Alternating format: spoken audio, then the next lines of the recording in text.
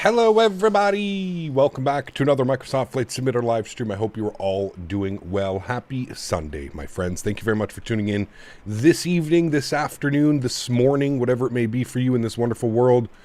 We are just getting the aircraft boarded up. Good to see you. First and foremost, we had a new member, Mr. McCracken. Great name. Thank you for your first class subscription. Welcome to the Green Team. Hope you enjoy your time here. And we've got EyeDoc Joe gifting 5 members to the channel right off the rip. Huge no floaties to you, Mr. Joe. Thank you for the continued support, my friend. Can't wait to have a drink with you in Las Vegas. Should be a great time. Thank you very much for your support, man. I really do appreciate you. Ray as well, coming back into business class. Huge no floaties to you, Ray. Thank you very much for your continued support as well, my friend. I appreciate every single person that helps support the channel. Thank you very much, man. I really do appreciate that. Welcome aboard, everybody. Thanks so much for coming to hang out today. Appreciate it. Hopefully everybody's having a great weekend. Lots of flight sim time in. So many new sceneries coming out as well. This is our second day of new sceneries. We checked out Bilbao yesterday, and now we're here in Salzburg. If you don't know about Salzburg, oh baby, well, you're in for a treat today. This airport, this arrival, there's some really, really cool approaches into here. We are at the base of the Swiss mountains. There they are right there. There's some really cool approaches that you can do in here. There's a wicked RNAV. Hopefully, fingers crossed, we'll be able to do this RNAV on the way back. That would be absolutely awesome. Dimitri, thank you very much, man, for the €2.49 donation as well. Thank you very much, Dimitri. Appreciate you, my friend. I hope you're having a great Sunday, and thank you for the continued support. Mr. Daniel Barry's here. Good to see you. Tony Baldo's here. Haas, good to see you. Joe, thank you again, man. Gary P, welcome. Captain Zemp, good to see you. Floris, good to see you, man. Thank you very much. And thank you for thanking the person for your gifted membership. Appreciate that, man. Thank you very much. Biohazard, good to see you, man. Sean, good to see you. Juggle Stump, good to see you. JR, good to see you, man. Ken, good to see you, dude. Lee Russell, what's up, mate? Good to see you, dude. Jens Jansen, good to see you. Doro, good to see you. Welcome back. Thanks so much for the support, friends. Appreciate everybody being here. I hope, like I said, everybody's having a great weekend. We've got another doozy for you guys today. We are going to be doing some Salzburg to Cologne. We haven't been to Cologne in a very long time. Beautiful scenery in Cologne, done by Simwings and Aerosoft. So it should be a beautiful day of flying. We're going to depart Salzburg, we're going to head to Cologne, and then we're going to do the quick turn in Cologne and head back to Salzburg. Fingers crossed the winds stay the way that they are right now, because the winds are favoring runway 30. If we have a quick little look-see here, we'll go to weather. Apparently we have tower online, so that's good. We have ATIS information alpha, winds are 280 at 3. Arriving runway 15, departing runway 33. Well, we can change that, don't worry. If we have to log off and shoot the RNAV arrival when we go back, that's perfectly fine. Highly doubt tower controller will be on for 3 or 4 hours for us, but it says here you can obviously see arriving runway 15, departing runway 33. So beautiful. Welcome aboard, friends. The aircraft is boarding, so let's jump inside. Let's that's IVAO. Wait, is it? Oh, you're right. VATSIM. Okay, I'm so used to just seeing VATSIM ATISs. Very rare that I see an IVAO ATIS. Thank you. Obviously, no one's here on VATSIM, but if we go to our METAR here, and we can just see here, winds 280 at 3. So obviously 33 would be a little bit better. In Sim Update 15, beta performance is a lot better. Actually playable with FrameGen mod again for me. Nice, Jordy. Good to hear, man. Good to hear. I haven't opted into the beta. I'm probably going to wait for the full release. I don't know when it is. Sometime in February, isn't it? Or is it the beginning of March or something like that? So, my hometown is just west of Cologne Airport at the River Rhine. Good. River Rhine. Good. Very cool, man. Very, very cool. Mike, gifting 5 members to the channel as well. Huge no floaties to you, Mike. Thank you for your support, man. I appreciate you. Guys, if you just got a gifted membership this morning, please make sure you say thank you. Incredibly kind, man. Really do appreciate you, Mike. Thanks so much, dude. iJock Joe as well with the 5. Mike with the 5. Appreciate you guys, man. Thank you, thank you, thank you. All right, let's do it. Let's jump inside the aircraft. Let's get this bad boy programmed, ready to rock and roll. We're looking at about an hour flight into Cologne. We'll get battery switch 1 and 2 on. Good. We'll get the external power on and available. That'll bring the aircraft to life. Beautiful. There she goes. Let's go all the way up top. We're going to go at Deer's left side, right side, and center. Wonderful. Continue our flows down here. We'll get the cap pers on. Good. We'll get cruise supply on. Good. We'll get ground control on as well. Nav and logo lights can go on. EP master start switch can go on. We'll go ahead and arm our emergency exits and no smoking to the auto position, and we'll go ahead and get our cargo heat to the aft position. Beautiful. Let's come down here to the electronic flight bag, start punching in some numbers down here. First thing is first, we're going to go to the Fenix tab. Beautiful. We're going to go to our, what are we looking for here? We're going to import from SimBrief. Beautiful. We'll import our flight plan. Great. We'll dismiss that. That's fine. I'm going to go to Sim settings. I'm just going to make sure everything is set here correctly. Kilograms, good. Callouts, good. Controls, linked, good. Everything's set there. Okay, good, perfect. We're going to save that as a default. Cool. Go back to my flight. We're going to go to mass and balance here today. We've got 177 passengers, almost a full aircraft. We're just going to go instant because we're just using this. We obviously are boarding through GSX, as you can see here. GSX is boarding nicely, doing their things. Beautiful. Cool. Let's come back down here. Let's go to... I think there is a livery causing some issues. I'm just going to quickly disconnect from VATSIM. I think there's a livery causing issues, or maybe not. Maybe VRAM is just through the roof. Yeah. For whatever reason, VRAM is absolutely pegged right now. I don't know why, but I'm getting 100% GPU usage. I don't know if it's the scenery, or if it's, yeah, I don't know what, I think it is the scenery. Because if you look at my FPS down here in the bottom corner, they're getting absolutely smacked. With FrameGen, I'm getting 40 FPS. That's weird. I didn't notice any of that. When we go outside, there's no problems. We're back up into the 60s, 70 FPS right now. Very weird. It doesn't have anything to do with the Fenix app, actually. It has something to do... Yeah, I don't know, man. That's really, really weird. Let me go Control-Alt-Delete, Task Manager. Let's see what we got going on here. What's causing what? Flight Simulator is using No, what's this? Google Chrome. Very high. Okay, no, it's not that. It's definitely Flight Simulator. I don't see any of the Fenix stuff. Where's the Fenix? Fenix, what are you guys doing? No, it's not Fenix. Phoenix displays are only using 3.5%. It's definitely Microsoft. There's something going on within Microsoft that's causing very high usage. Interesting. Interesting. Okay, well, it's not VATSIM. Hopefully that won't be the case when we depart out of here. But anyways, thank God for frame gen, because we're actually in the mid-40s now. Without that, we'd be heave. From what I've heard, the scenery is far from optimal. It could be something else, of course. It could be. I find it weird that we're looking away from the terminal and we're getting bad performance. But if I change the camera and we like face towards the terminal, the FPS, like again, 67, 68 FPS. It's weird. A little bit weird. I don't know if it's actually the airport. I don't know. Weird stuff going on. Anyways, let's not pay attention to it. Let's come down here. We'll go to our knit ref. We're going to do our knit request. We'll go and pull in some information here. Yeah, see, as soon as I turn the camera down, it's something looking outside. I'm wondering if it's this building over there. I'm wondering if it's that. That is causing some 3D issues. Beautiful modeling and texturing. That is a museum, I believe, over there. I'm just wondering if it's that one. A little bit weird, causing some issues. Flight number today, we are Eurowings EWG35 Romeo Juliet. EWG35 Romeo Juliet. Good, we'll throw that into there. Wonderful. We're going to go to our knit B page, plug in some information here. So zero fuel weight CG is 60.9317. 60.9/31.7. A little bit heavy today, but that's okay. Block fuel for today's flight, we'll call that 6.1. Good, we'll fill that up. Beautiful. Let's go to flight plan. We're going to go to Salzburg, departing runway 33. We are going to be on the Trow 2 Alpha departure.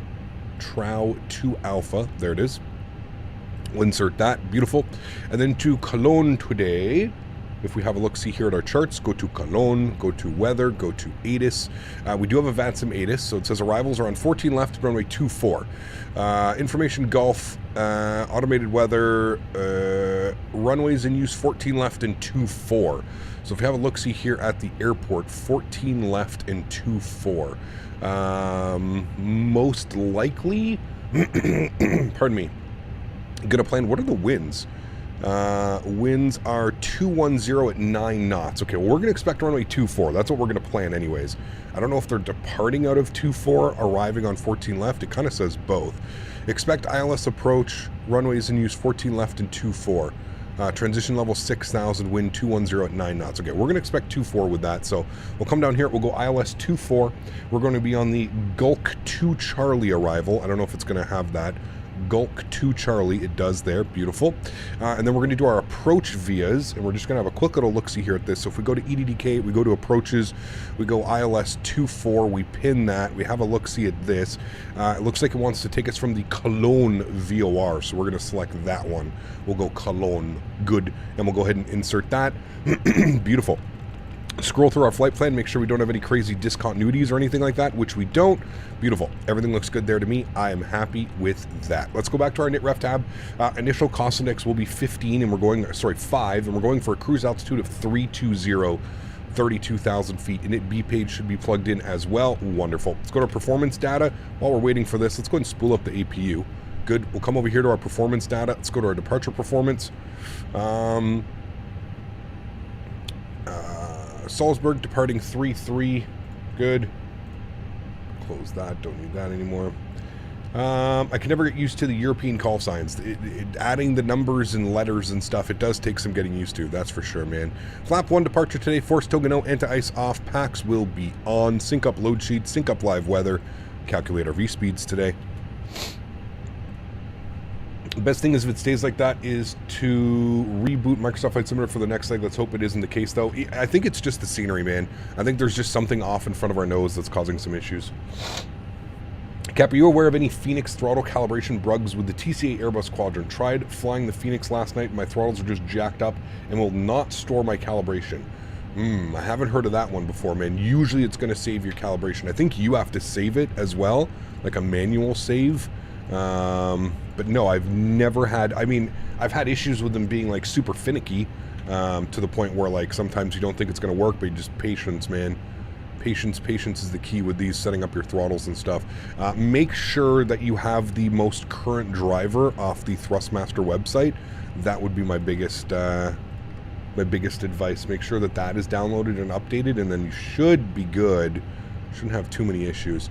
V1 41, VR 41, V2 44, flaps 1/down 0.3, and flex temp of 59 degrees. Beautiful. We are set up. APU is on. APU bleed is on. External power is off. Fuel pumps are on. Let's go ahead and get our beacon light on. Ground control can get flipped off as well. Seatbelt signs are on. And we are essentially ready for pushback. We're going to go over here to our Fenix tab. We're going to go to our ground services.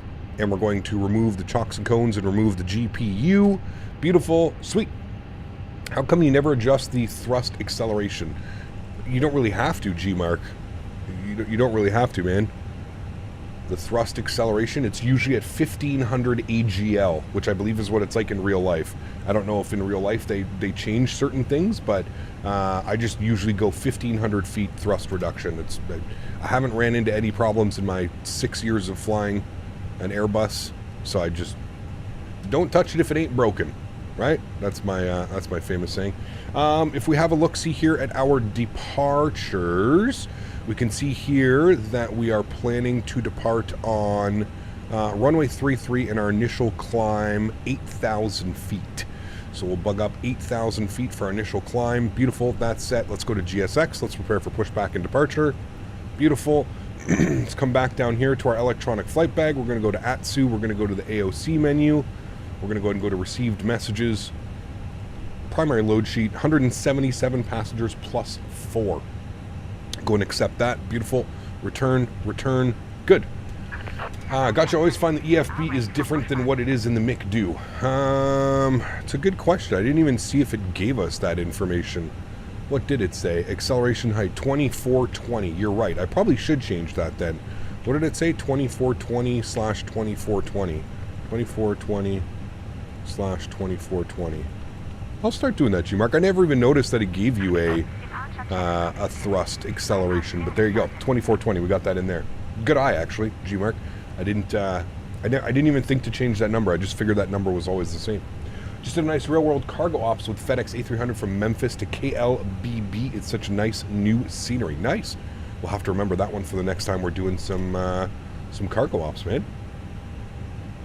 Yeah, I think as soon as I tilt the camera, it's definitely this building over here.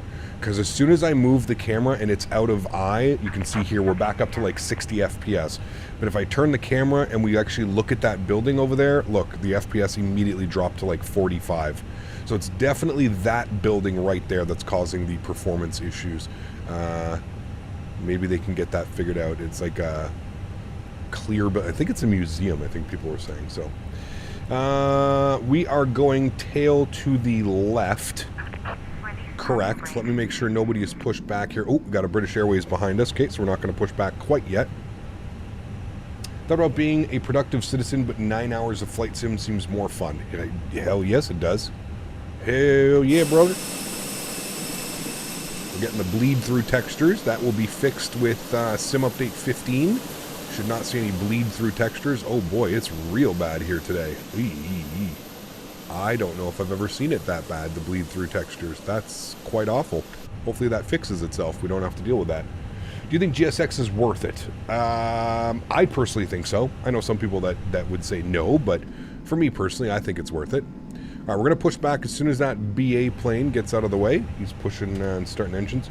Curious what you think of the scenery versus the digital design. I mean, visually, this scenery is far better. Obviously, my big issues right now would be performance, especially with that. You know, if we weren't on frame gen right now, I just want you to take this in. If we're not on frame gen right now, oh, it seems to maybe actually have fixed itself. No, okay. If we weren't on frame gen right now, we would be getting 18 FPS right now. You can see my FPS in the bottom right corner. If frame gen wasn't a thing, 18 FPS is what I would be achieving right now.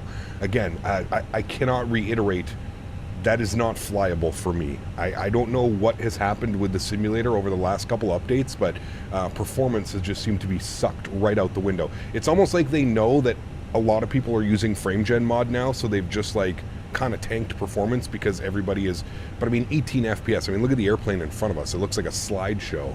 Do you know what I mean? Like, that's not acceptable, right? Kind of weird, to be honest with you. Yeah. Do the engine out. Does it give you an engine out number? Engine out 2420. It does. 2420. Yes, we're just waiting for people behind us. Microsoft have been trashed the last few weeks. Well, again, let's not, I don't think trash is the right word. Has there been some updates that have come out that have caused some issues? I would say yes. Did that Speedbird go? Oh, he did. Okay, cool. Park brake released. Good. Sounds are up.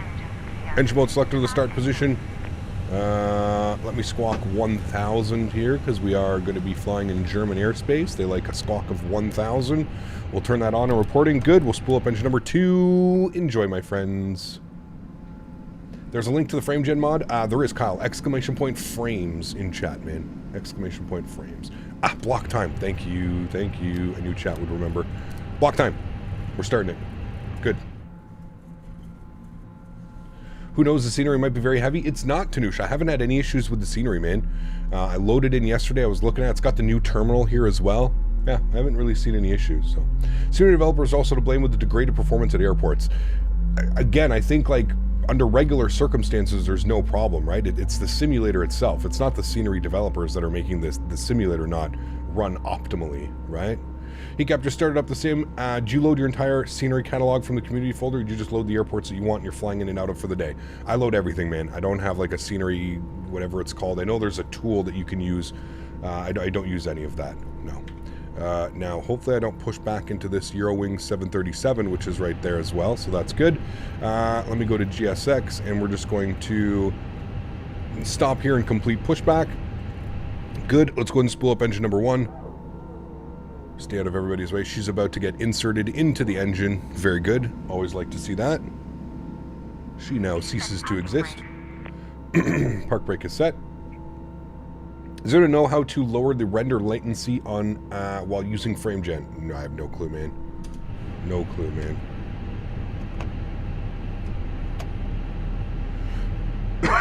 Hey Cap, good evening from Vienna. Great to see you flying in Austria again. Hey man, new scenery. Love flying out in Austria. Some beautiful, beautiful stuff, man. Can we get this to maybe not be all messed up? That would be great. I mean, look at the bleed through textures. It's crazy. I don't know if I've ever seen it so bad at an airport before, where the textures just bleed through like that. Like, that's pretty wild, man. That's all the more reason to go on to the DX12 beta, or sorry, the Sim Update 15 beta. 2 good engines, ignition system back to the normal position. We'll head upstairs. EPU can come off, EPU bleed can come off. Flap set position number 1. Ground spoilers armed. Predictive wind shear system is on. We are looking for a trim value of down 0.3. Select that, down 0.3. Beautiful. Let's go auto brake, RTO max. And there goes the tug. There's the pin. All right, I don't want to keep the people behind me waiting, so I'm just going to go park brake off, and we're going to start our taxi. Flew LEBB to EGCC today. I'm on a short final. My sim crashed. New PC can't come sooner. Man, I'm sorry to hear that. That sucks. That sucks. All right, let's get out of here. Got people behind us. Had a 4070 since May, always had a problem using FrameGen, tried again now. What a transformation. Only downside is the bleed through. Good to hear the bleed through is being fixed. Yes, Sim Update 15 will fix those DX12 bleed through textures. If it's really a pain in the ass, you can go and you can actually opt into the beta, like I was saying. You can opt into the beta, but are you an IRL intercontinental traveler? If so, what was your favorite destination? Not really, Jens. I've been fortunate enough to, it's a cool little Red Bull airplane right there, stunt plane. I've been fortunate enough to have family members that have worked in the aviation industry for basically all my life, so I have been able to travel. I haven't gone to as many places as I would like to go. My favorite places to go are probably the Dominican Republic or Jamaica. Those are probably my 2 top places to go. I've been to Mexico, I've been to Europe, been all through the US and stuff as well. What the hell is this guy doing? He's just out here practicing, chat. He's just oh, sorry. He's just practicing. Don't mind him, chat. Just practicing today. Clear on the left. We've got 2 airplanes behind us. We're going to hurry the hell up. Let's go ahead and do our takeoff config check, which is normal. Good. BQ, thanks, man. Appreciate you, dude. Welcome up into business class. Huge no floaties to you. Thank you very much for the continued support, or the support of the channel, man. I appreciate that. Thank you, thank you, thank you. Incredibly kind, man. Appreciate you. Have you installed the Santa Claus Roviniemi? I don't know. I have the Roviniemi by MK Studios. That's the Roviniemi that we use. We fly into every Christmas. Just booked Martinique. Ooh, nice, man. Yeah, my my goals over the next couple of years is I really want to go to Saint Martin. Even if I only go for like 5 days or something like that, I want to be able to experience Saint Martin, Saint Bart's, right? I want to be able to take a boat and go over to Saint Bart's and just watch the airplanes come in all day. That's literally bucket list for me. So I'd like to be able to do that over the next couple of years. That's something that I've been working for and looking forward to. So I've always said I want to go to Saint Martin and be able to watch the planes come in and sit on the beach. You guys know I don't really drink, so it's not really to go drink and party and stuff like that. More for like the plane spotting and that type of stuff. Going on a Disney cruise with family this summer. Nice, very cool, man. That should be fun. I could very well imagine that the PMDG 777 Fenix Block 2 will release together with Sim Update 15. I don't know. Maybe, Felix. I feel like you're a little bit optimistic there, but who knows? Who knows, man? You've been like 7 or 8 times. You'd love it? Yeah, definitely, man. Or is it to smoke? Wow. I don't know if you can get anything down there. I mean, you can always get some, but what's it going to be like?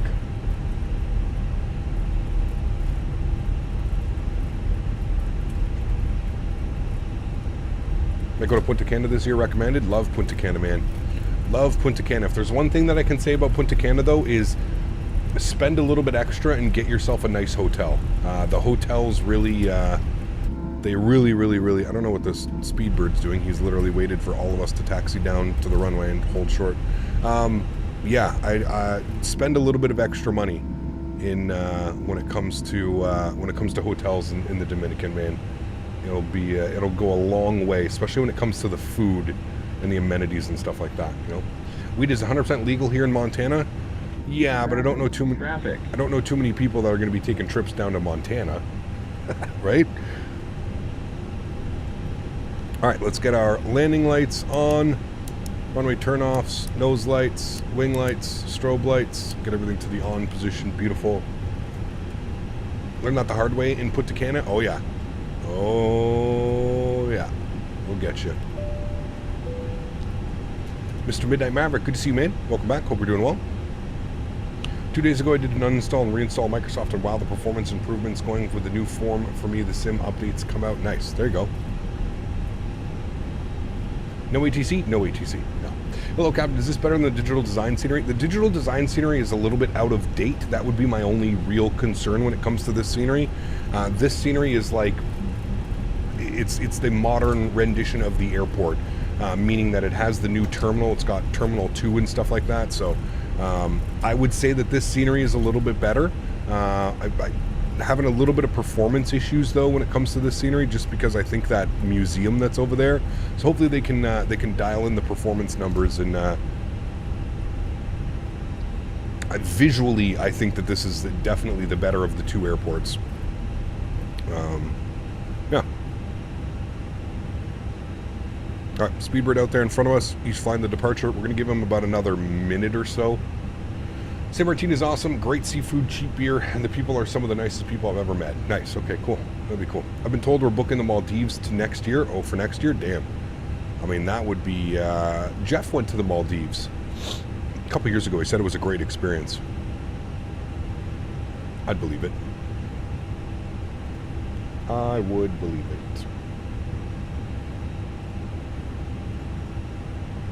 Cap, have you deleted the DX cache? I don't know. I did it like not too long ago. I deleted it. Yeah, maybe like a month ago or something like that.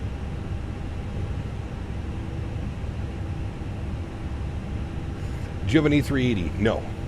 Are you using NVIDIA filters, as few people have issues with the combined with DX12? No NVIDIA filters, no. Usually I don't have bleed-through issues. It just seems to be at this airport for some reason. Usually I don't ever suffer from like bleed-throughs and stuff like that, so I don't know what's different with this one, but yeah, cool. Let's go, friends. Let's go flying.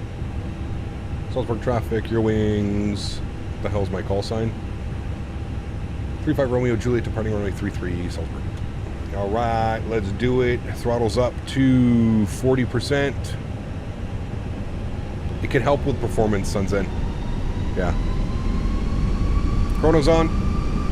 Let's go flying. Manflex 59 SRS runway, auto thrust. Blue. Slight nose down pressure on the side stick. Takeoff power is set. Airspeed is alive.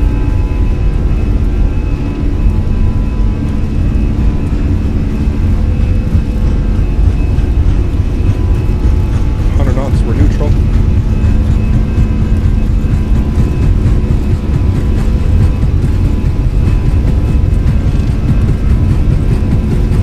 V1, we'll road top it.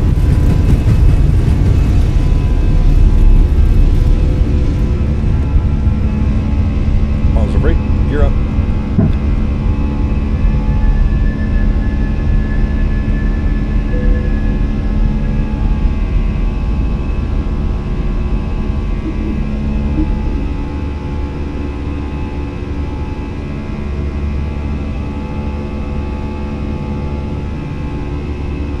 Flight directors, throttles to climb.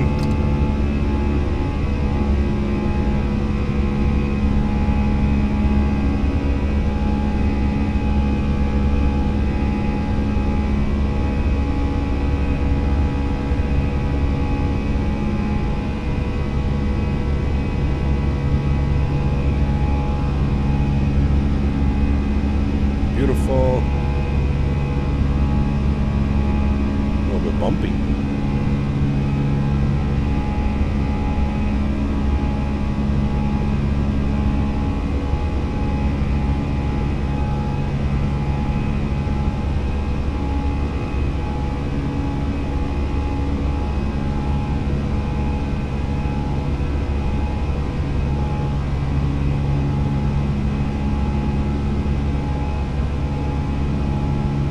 Is it Nathaniel? We don't really fly into Cologne all that much, so we'll have to see what the performance is like. Let's go flaps clean.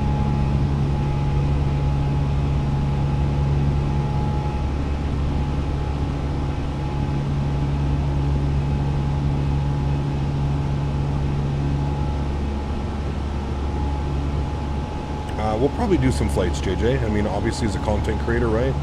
Probably important that even if it's not my most favorite aircraft to fly, I think the community would be very receptive when it comes to an A380. So we will most likely fly that as well.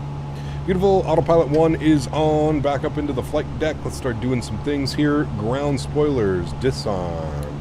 Runway turnoffs off, nose lights off, wing lights off, and we'll keep the seatbelt signs on. We'll get our cruise altitude plugged up here. We're going to 32,000 feet. Flight level 320 is in. Beautiful. There we go. Climbing up and out of Salzburg.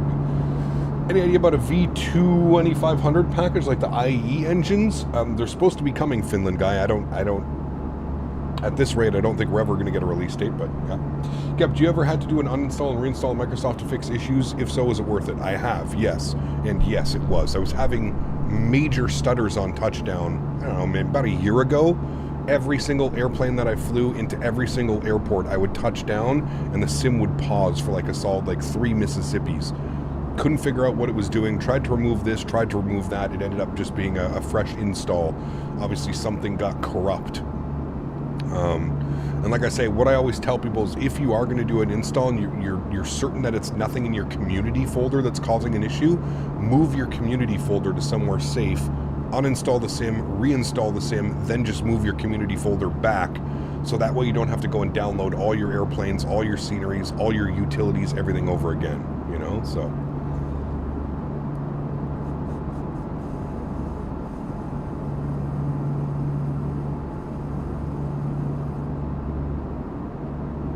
Very cool, Steve. Yeah, I'll keep that in mind if I ever make it out that way, man.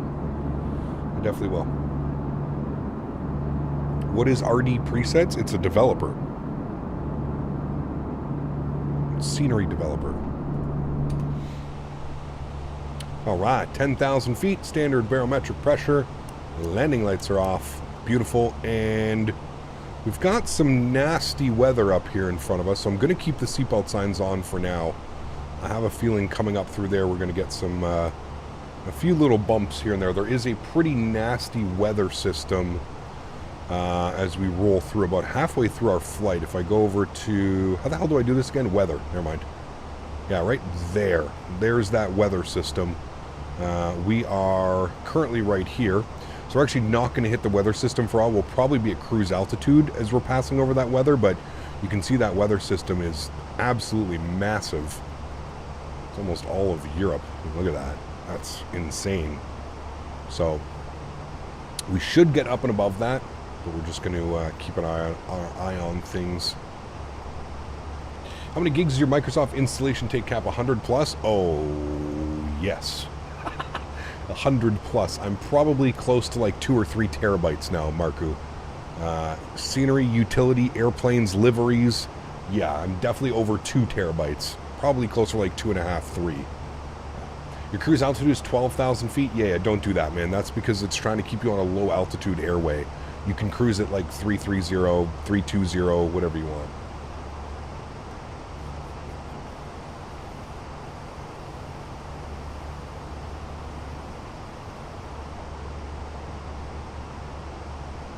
A Fenix 737? I don't know. I don't really think there's a market for it, Diego, if I'm being completely honest with you. PMDG has the 737 market. They're going to make the MAX as well, so I don't know. I don't know if there's a market for it, to be honest with you. How long does it take your game to load up with that size of an install? About 5 minutes, Oliver. I have it installed on an M.2. So remember, I have my simulator set up a little bit differently. So what I do is I have I can show you. So the simulator itself is installed on a 1 terabyte M.2. This is the actual simulator itself.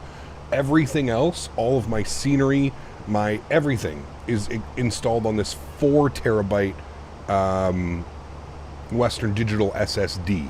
So you can see here we're almost a terabyte and we've used about a terabyte. So we're about 2 terabytes worth of stuff. So just these 2 folders. So this is just the simulator install, and then this is all of the add-on scenery and stuff that I have as well. That's kind of how that works. I am going to install another hard drive. I'm probably going to pick up another 4 terabyte SSD, and that'll go here, and I'll just have Microsoft 2020 installed on that. So I'm just going to have a 4 terabyte SSD specifically installed for Microsoft 2020. So yeah. XP orthos. My ortho drive is gone, dude. Yeah, my ortho drive died, Diego. That's why I haven't been even been playing with the idea of going back to X-Plane. My hard drive died, so I have no more 8 terabyte hard drive for all of my ortho. It's gone. No work.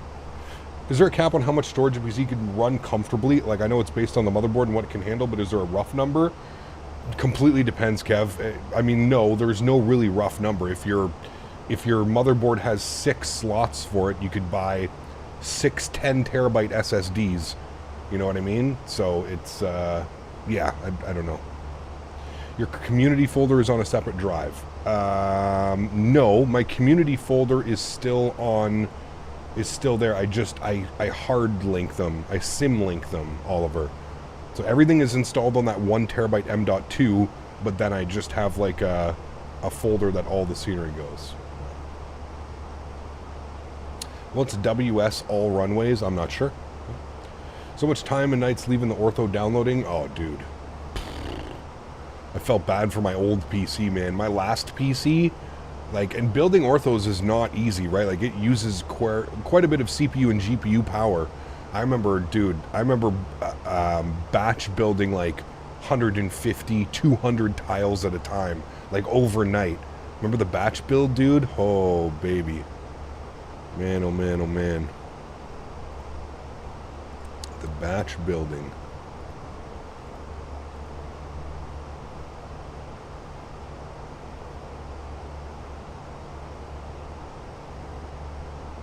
I don't know why there's an airplane 1,500 feet above me right now that seem to have just passed by. He's 1,500 feet above me. Not quite sure. Almost looks like we're going different directions. Weird. What is that thing on the left windshield beam? What, here? These are lights. It's light control, and that's a light that shines down on the... Is there a chance of it getting corrupt? Yeah, well, that's what happened. My hard drive got corrupt, and then we opened it up. Dan downloaded some tool where you can check hard drives, and the health was under 20%. Hard drive health. It was not good. Wasn't looking good.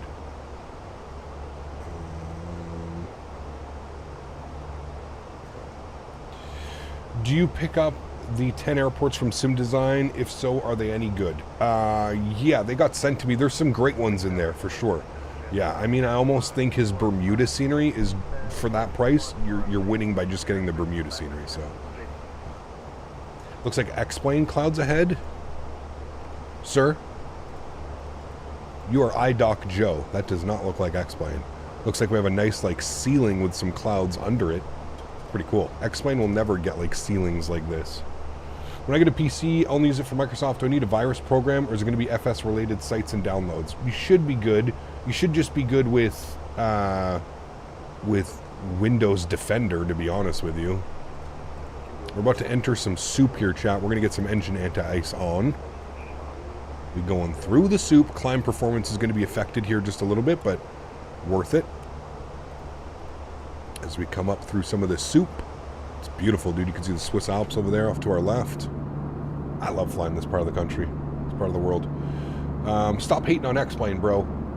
Wasn't at all. I was just saying the clouds are not good in X-Plane. Bermuda looks breathtaking in the sim. Just need better performance with sim update 15. Yeah, you're not on frame gen, right? So... He kept, what FPS do you get on VATSIM? Because my FPS is around 40 on events. Is that good? Yeah, man.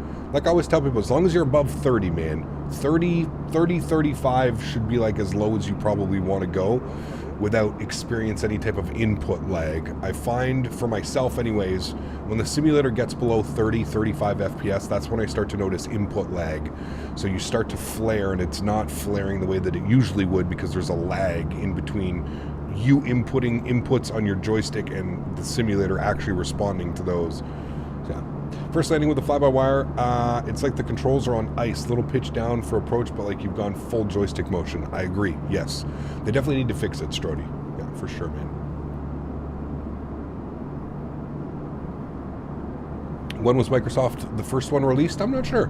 Not sure, man. All I know is Microsoft had a lengthy hiatus. Cap, what's a meal plan for today? It's the... Oh, chat, I also wanted to mention, no stream tomorrow. Fiance's birthday.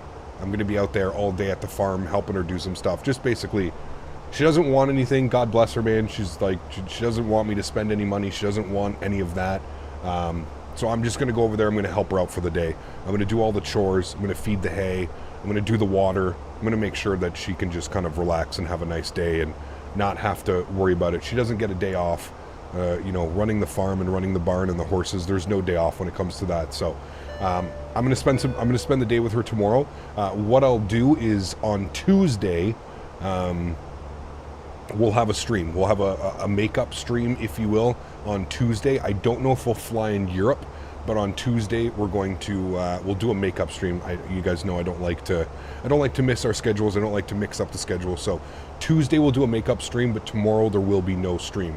Tonight, we're going out for dinner with her parents. Her parents, her brother, and her grandparents. We're going out for dinner tonight. So, but that's the plan. So no meals today. I did have, sorry, beginning I had a chorizo bowl, a red potato chorizo bowl before I went live. So, aren't the rumors that they're bringing some dumbed down version of FrameGen to 2020 with Sim Update 15? No. You would never get this. You would never get this native support, Kev, on 3000 series cards. No way. You would never get that. Is the A300 better than the 310? What do you think? I mean, I don't know if one is better than the other. The A300 is still flown around the world by lots of airlines, so yeah. If you press Alt F4, you get nice textures. It works. Please do it. It will get nicer. Please, it will transform the game, and it will make all the add-ons come into the game. Wow. Are you serious? Alt F4. Hold on. Let me do it right now. Are you guys ready? Everybody hanging on? This is my first day streaming, guys.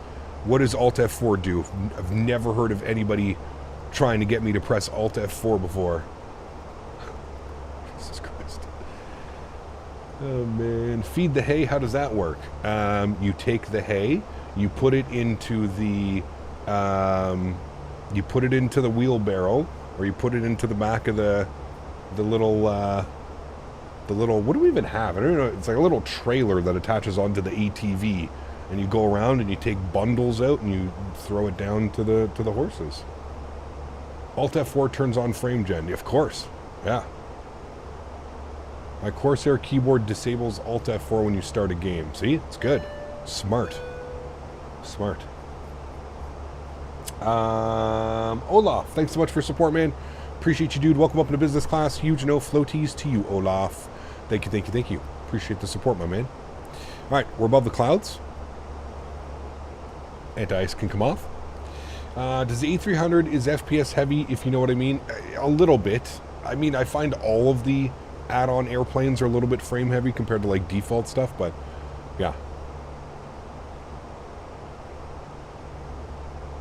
Hey, in the sim, I always do US routes, but I recently was thinking of expanding to do European routes, probably as an excuse to get sceneries over there. Opinion. Great. Fly all over the world, man. All over the world. Alt F4 gave me all the sceneries in Microsoft. Yeah, it's a hack. It's a hack. You press Alt F4, you hack into the Microsoft servers, and all of the payware products get put into your community folder for free. It's a pretty cool hack. If you guys have never tried it, I suggest trying it. It's great. Alt F4 starts the afterburners, correct. You want to get those proper cruise speeds, chat? Let's go, Alt F4. Cost index, we're going to bump that up to 55 for cruise. Good.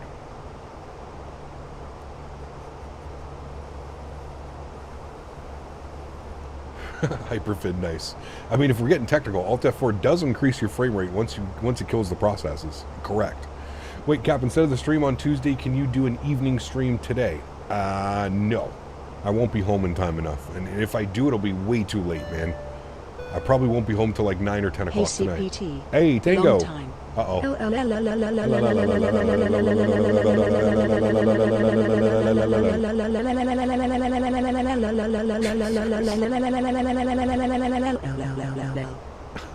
do you think about the Indie Builds A350? Is it going to be good? I think so. Huge no floaties to you, Tango. Thank you for the trollolololol donations. Appreciate you, my friend. I hope you're doing well. I don't know how she says it so fast. Amy's on point, man. If you play on PC, Flight Simulator, or also on mobile devices. Olaf, just on PC, man. Just on PC. I got a pretty sweet setup thanks to Thrustmaster, and yeah, stick to that, man. Reminds me of a Swiss 01 troll donation. His are a little bit more special, but yes. There's always some of those. Alt F4 gave me free games. I pity the person that does not know what Alt F4 does, and they're going to be like in their simulator, and they're probably like, wait a second, I get free stuff?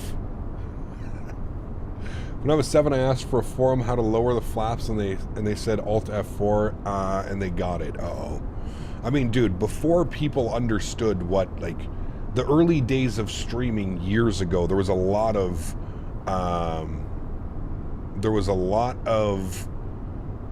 streamers that just didn't know, right? And so people were able to get people. They were just, you know, they'd be able to tell them Alt F4, Alt F4, and they would actually do it. That's pretty funny. She's a cunning linguist. She is.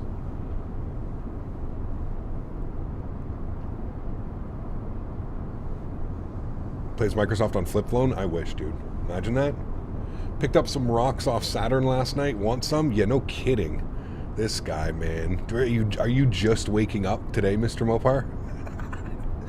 Oh, shit. This guy, man. Didn't you hear Alt F4 will give you 1 million subs? Whoa. Oh, man. Our train is nicely spread out on VATSIM. Good, good. Can you please show your sim settings really quickly so I can screenshot? My Discord isn't working, and I've tried everything. Bennett, exclamation point, MSFS, dude. Really, really, really easy, man. Go to the high-end preset, select high-end preset, scroll down, put your trees on low. What was it? Bushes and something to medium, and clouds to ultra. Do you arm the speed brake on takeoff in a 737? Get a takeoff config warning when I do. Yeah, you don't arm them. Only on Airbus do you arm the spoilers for departure. Bush on low, bush on low. Are you using GeForce Experience colors? I am not. No, this is default. Oh, sure, Daisy. So are you done with X-Plane for good? I wouldn't say for good, Mike. Who knows, right, man? Like I say, dude, I don't ever, I'm never going to say I'm never going to use a simulator again. For the foreseeable future, I don't see myself using X-Plane. That doesn't mean in 6 months from now that I may just load it up just to fuck with you guys. In a year from now, load up X-Plane, see where we're at. I still think X-Plane is going to get to be a viable sim. I think that they're eventually going to get the clouds and the weather and the terrain and the visuals. I think eventually they're going to get there. Whether that's in 2 years from now, 5 years from now, 10 years from now, who knows, man? Who knows?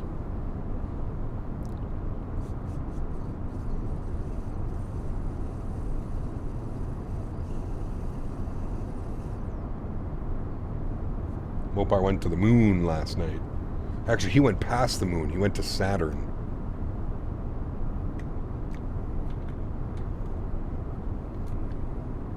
Exactly, Cal. 100%, dude. 100%, my amigo. All right. Do we...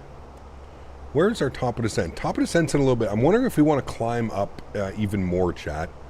What if we go to... Is there a...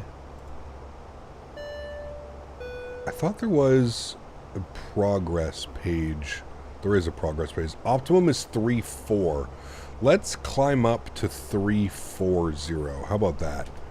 And we'll bump that up, push you in, climb. All right, let's go to 340. We can maybe get up above these clouds here a little bit. They're a little bit ominous. Climb. I'm going to put you into open climb mode to 340. Good. Mike, thanks again, man. Gifted another membership to the channel. Huge no floaties to you, Mike. Appreciate you, my man. Thank you, thank you, thank you. Incredibly kind, dude. Guys, if you just got a gifted membership from Mike, please make sure you say thank you. L. Ehrlich, good to see you, my friend. I hope all is well. Welcome, welcome, welcome. Remember, guys, if you are enjoying the stream, don't forget to smash down that thumbs up button. Hopefully, we can hit 300 likes. Sorry, let's go for 200. 200 likes by the time we get this airplane down on the ground. If you haven't done so, do me a huge solid. There's over 300 people watching. I would assume that all of you are still watching because you like to be here, you like the content. So do me a huge solid. Don't forget to smash down that thumbs up. It's free, it doesn't cost you anything, and it helps promote my channel. So do me a huge solid, friends. You ever see those box-looking things on top of the MCP in some Boeing aircraft? Do you know what I'm talking about? Usually a red light display sits in the dashboard. What are those things? On the MS, like underneath it or above it? Never seen it above it. What in the hell did I just push here? Wait, you can set bug speeds on this? The fuck? And you can turn on... I didn't know you could do that. You could literally bug speeds on this. I had no damn clue that you could do that, chat. Well, there you go. You learn something every day. Learn something every day. No above? Okay. Mopar got his bell rung and saw Saturn's rings. Jesus. Something. In other news, I'm 75% back to having a sim PC since stopping in 2017. Just need a CPU, HDs, SSDs, and OS, so I'm ready to get back. Honestly, that's awesome. Hyperfin. If there's one thing that I can say, don't worry about hard drives. Just go SSDs, man. Go SSDs and M.2s. Trust me, hard drives are a thing of the past. The way that SSDs are priced now as well, man, I mean, it's almost a no-brainer. Almost a no-brainer. Kevin, what's up, man? Good to see you, dude. Welcome back. Hope you're doing well. Happy Sunday, my friend. Hope you're having a great weekend. We're up here at flight level 340, cruising for about 100 and something miles. What was it? 116 miles. Andre, you cannot send links in YouTube chat, unfortunately. If you can send it to me on Discord. If you're on Discord, you can send it to me over there. Are we back in the US next week? Yes, correct. What's the difference of an SSD and a hard drive? About 10 times faster read and write speeds. What brand SSD M.2 do you recommend? I'm a Western Digital fanboy. I've never had issues. Actually, sorry, my other drive was a Western Digital drive, and I'm surprised that it went. Actually, it was only like 3-4 years old. But I really like Western Digital drives. I find their price the best, and performance to price is usually better than some of the other. Samsung drives are good as well. Samsung M.2s are fantastic. I've never owned a Samsung SSD. Like I said, I've always gone with Western Digital SSDs, mainly because of the price to performance and stuff. So, hey, are any of your drives external? No, they're all internal drives. High clouds, yeah. FPS tanking and performance. Look, GPU's probably... That's actually not bad. Only 70% on GPU. I only have a single disk HD for backing up everything in case an SSD drives. Yep, I agree with that one. Samsung 980 is super good, the 2 terabyte. There you go, yeah. Which should I fly? Fenix A320 or PMGG 737-800 from Winnipeg? Can I get a destination? Do Air Canada A320 from Winnipeg to Toronto. Western Digital, also SanDisk, they are the same. There you go, yeah. Had a 7200 RPM hard drive. My old rig was not bad, but an SSD is better. Yeah, absolutely. Yeah.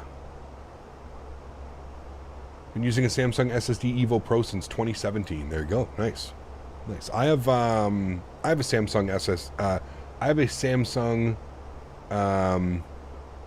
M.2 in this PC as well. I believe my...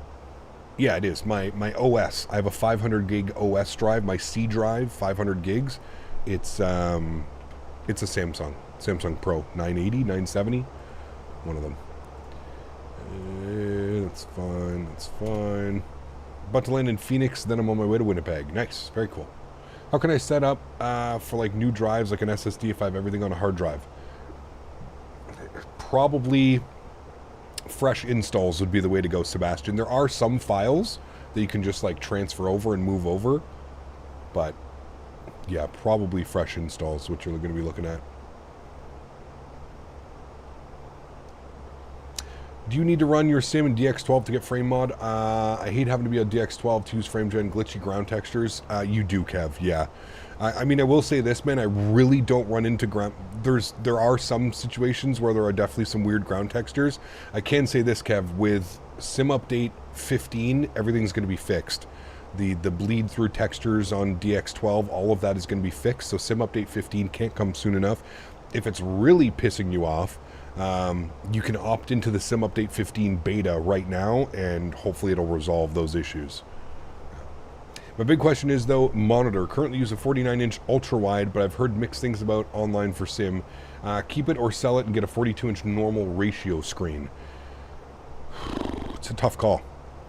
It's a tough call, dude. Honestly, for myself, Hyperfin, I wouldn't go anything above 32-inch. That's just me. I also play other games, right? I play shooters, I play Call of Duty, Battlefield. I play a bunch of different games, so it might be a little bit of a different experience. I might be looking for something. I find anything above 32, it's just too big for other games that I want to play. If you're solely using the PC for simming, I would say, I mean, you could probably do whatever you wanted to do, but just make sure that you're getting a decent monitor with proper refresh rates and stuff like that. That's the refresh rate when it comes to those bigger monitors is super important. So 120 hertz, 144, 165. Yeah. I don't really have any experience with bigger frames, like bigger screens than that. I've heard good things about it, but I've also heard, like you said, like some certain add-ons and certain things may not run properly. Have a 34-inch widescreen, works great for the sim. There you go. Yeah. That said, HDDs still have their use, but mostly they're used in older systems that can't be upgraded to an SSD. Governments and institutions still use them. There you go. It's not really pissing me off. I could deal with it, kind of. Got used to it, but thank God it's finally going to be fixed soon. Yes, absolutely. I have a 60 hertz refresh, and my game sometimes lags a little while landing. Can that have an effect? Depends. No, I would assume on one landing, probably it's because you're getting less than 25, 30 FPS. But yeah. Ecam, I'm having trouble making the sim look like yours. I have the same settings, but when I scroll, zoom somewhere, I see Minecraft blocks. Can't say I've ever had that issue before. You got a 55-inch on your desk? Man, I remember when I first started streaming, I had a 42-inch TV, LED TV, 120 hertz.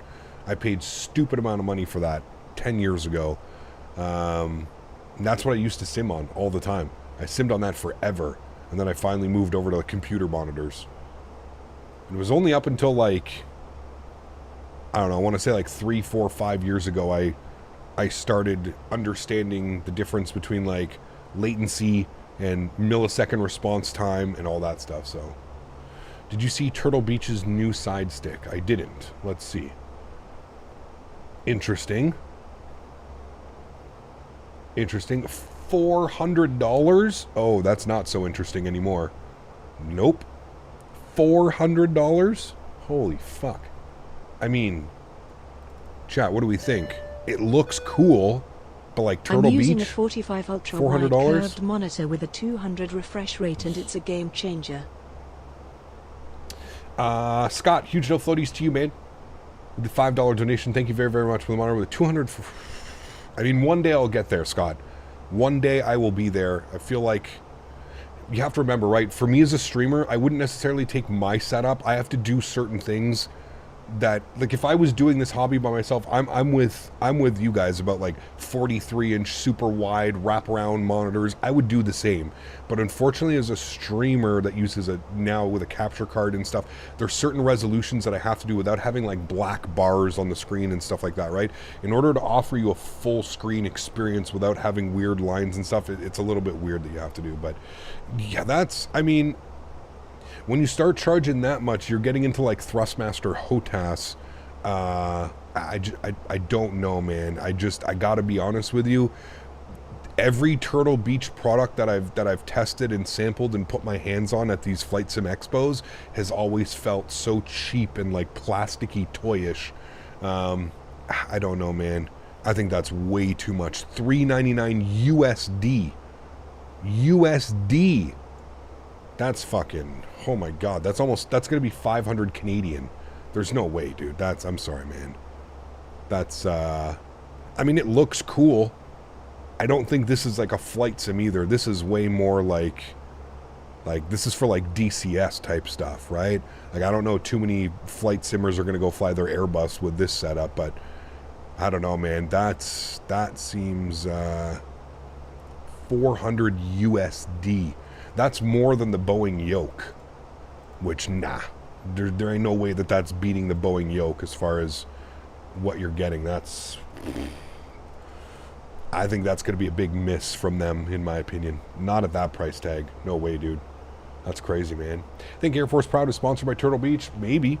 I mean, I will say, Diego, like, I did test that joystick that he uses, that Air Force Proud uses, the first one that they put out. That's actually a decent side stick. Again, I think it's too much, though, for what they're charging. But their yoke, oh my god, dude, their yoke is literally Cytec V2. I apologize if anybody has their yoke, but the Turtle Beach yoke system that they came out with, I don't know, a year or two ago, oh my, dude, it is literally as plastic toy as Cytec. It's crazy. I remember pushing and pulling on the axis and being like, hey, oh man. Count my policy with such accessories is if it isn't going to give me more FPS than the sim, it's not worth the money. We'll rather spend on a CPU. Yeah. Are you flying the new version of the Fenix? If so, can you go to the outside view? This is not the new version. No, this is Block 2, Block 2, Release 1, or however the hell you want to call it. So use an old Dell monitor It's the famous Dell, which was one of the best Dell made at the time, won many awards. Interesting. 550 Canadian plus tax plus shipping, Dan. You're well over $600. Well over $600. You love the honeycomb yoke, feels premium. I don't mind the honeycomb, George. I think for general aviation and that type of stuff, the honeycomb is a great option. I still think, though, after using all of these yokes, the Cytec, the Cytec/Logitech, the honeycomb, the Thrustmaster pendular yoke, there is nothing, and I mean nothing, that even comes close to the hand feel of the Thrustmaster pendular yoke system. I get it, it's designed after a 787 yoke. I wish and I hope the future of Thrustmaster is that we get interchangeable handles. We can maybe make like a 737 or like a Q400 or like a, you know what I mean? Like anything like that. That would be, I think, the future for Thrustmaster when it comes to the pendular yoke system. But I mean, it's a no-brainer, dude. If you've never tried the Thrustmaster yoke system, I implore you, if you're out at the expo, if you're somewhere and you have an option to put your hand on it and to try it, trust me when I say that it is just incredible. 220 at 10 knots. 220 at 10 knots on the wind. Doink with 5 gifted members today. Holy macaroni, man. You guys are incredible, dude. Thank you for support, Doink. I appreciate you. Incredibly kind, man. We're expecting ILS 24. Winds 220 at 10 knots. Visibility 10. Clouds good. QNH 10, 22, and 10 degrees. 10 degrees. Wait, did I read that correctly? 1022. I don't know if I read that correctly. Hold on. Temperature 10 degrees, dew point 7. Okay, good. Doing, thank you very much, man. Appreciate you guys. If you got a gifted membership, please make sure you say thank you in chat. Incredibly kind. I use a Velocity 1 flight yoke. What do you think about it? Yeah, that's what I was talking about, Biohazard. It's not very good. Again, listen, I'm not taking away if that's what you have. It's better than flying with nothing, right? And it's better than flying with a, don't tell Will, a PlayStation or Xbox remote, right? You're still getting the yoke, but it's just, as far as like yoke goes, the price to performance, for a couple extra bucks, you could have got a honeycomb yoke, which is way better. And for even a little bit more money, you could have got the Thrustmaster pendular yoke system, which is even leaps and bounds better, right? So, minimums on the ILS runway 24. Sorry, chat, got a lot going on here. Minimums were category C aircraft, 539 on the minimums. So bug that up into our barrel minimum. Good, cool. Top of descent is in 20-something miles. 23 miles, perfect. Mike gifted a membership to the channel as well. Doink and Mike, thank you guys, appreciate you. Remember guys, if you did get a gifted membership, please make sure you say thank you. Incredibly kind, man. Thank you guys, seriously, for the support. Really do appreciate it. Captain Velocity 1 yoke broke on me twice. They had to send me a free one both times. I'm sticking with it for a little bit. Yeah, like I said, man, it feels very plasticky. It feels very Cytec-esque, very cheap. Just shouldn't cost the way that it costs, in my opinion. You can get the Flight Sim Project's Airbus side stick cheaper than the Turtle Beach. Well, you have to get the base, right? You have to get the Warthog base, Dom. I don't know how much the Warthog base is. I think the Warthog base is like $3 or $4.99, isn't it? Today, one flight or two? 2 flights, man. 2 flights. I have the Boeing yoke and the rudder pedals. What rudder pedals do you recommend? Depends how much money you want to spend, Wyatt. Really depends, man. I mean, you've got quite a range, kind of like when it comes to yokes and side sticks. There's quite a range when it comes to rudder pedals. I will say this. The Turtle Beach rudder pedals, actually pretty decent. They remind me of the Logitech rudder pedals, also pretty decent. Thrustmaster has a good one, probably the cheapest one on the market. Price to performance with their TPR rudder pedals, those are great as well. My only issue with the TPRs is your feet sit very close together. We like to call them the nut rubbers, because you're sitting there with your feet literally like this and you're just rubbing yourself constantly. Or you go balls to the wall, you go to the you go with the Thrustmaster pendular rudder system, which is, in my opinion, the best ones on the market, but they are going to cost you a pretty penny. What about MFG crosswinds? Honestly, man, I've used them a couple times in applications. Not a fan. Just not a fan. I don't know why, but I'm just just not a fan of the MFG crosswinds.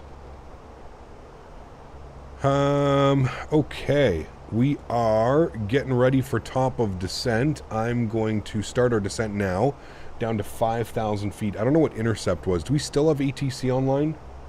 Let me check. We should have EDDK approach 13535. 13535. We'll tune to him. So we've got Cologne approach. Oh no, that's Langen radar. Okay, Langen radar takes us in. I'm surprised we haven't got a call yet. I'm sure we will soon.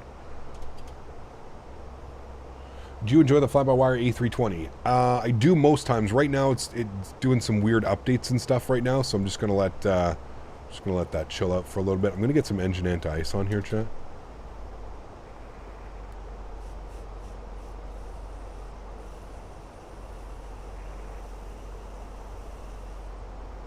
Would you say that the Fenix is worth it with the fly-by-wire for free? Absolutely. Yes. This, yeah. This aircraft is absolutely fantastic, man. I've always wondered what those Warthog fighter sticks work on commercial. Have you tried it? I haven't. Castevens, they should work pretty well. What you can do, Castevens, and what some of the other flight sim streamers done, V1 for example, he has the Warthog base, and then you can actually order a replica Airbus side stick and you attach it onto it. So, all right, there we go. We're getting dinged, just as I thought we would be. Langen radar, ready for some of the best ATC on VATSIM chat? Let's do it. Langen radar, very good evening. Eurowings 35 Romeo Juliet, descending through flight level 300. Eurowings 35 Romeo Juliet, Langen radar contact. Hello, info is India. Do you prefer runway 14 after runway 24 for that? We'll take runway 24 if possible, please. Eurowings 35 Romeo Juliet. Eurowings 35 Romeo Juliet, do you expect that approach runway 24, descent to flight level 110 to reach level at Golgo? Alright, we'll expect the ILS runway 24. We'll descend 1000 to reach level for Golco for Eurowings 35 Romeo Juliet. Alright, he wants us at 11,000 feet for Golco, which we basically have here, 10,500, so perfectly fine. Cool. You told Captain Will? Wasn't me. Would you say that Fenix is... sorry, I got that one, yeah. Any idea why my Fenix systems keep freezing every few seconds? It's a new issue, came out of nowhere. Shouldn't be doing that. If you open up the Fenix app, can you turn on use alternate rendering displays? That might help. Any yoke will give a better experience than Will's controller. I don't know though, dude. You seen the way this man flies with a controller? Pretty impressive. Say what you will about him. Eurowings 35 Romeo Juliet, Delta Kilo 554. Delta Kilo 5... Sorry, do you want us to proceed to Delta Kilo 551?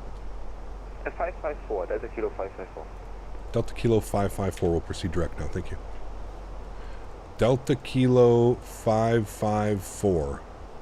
Direct. Delta Kilo 554. Insert. Insert. I don't know where we're going, chap, but we're going. I think that's like the last... I think they did this to me last time, too. Where they basically send you direct to, like, almost like the last waypoint of the... Now, does anybody know... Is there a quick way to, like, delete all of this? Like, all of this stuff? Is there a quick way of doing this? What is on the ILS? What's the waypoint? Cook it. Is there a quick way, or do you just have to go through, like, delete all this? There's no, like, quick way of doing it. Eurowings 35 Romeo Juliet, keep the rate 2,500 more. We'll descend at 2,500 feet per minute. Eurowings 35 Romeo Juliet. Alright, he wants us 2,500 feet per minute or greater on the descent. So we're going to go 2,500 feet per minute or greater. I'm just going to clear out some of these waypoints. Clear. Clear. Clear. And we'll just insert like that. Oops. Insert like that. Good. Alright, that got rid of that. We should now be proceeding direct to DK 544, which we are. I'm just going to confirm that. Okay. We are confirming that we are direct. And he wants us at, I'm going to go like 2,800 feet per minute.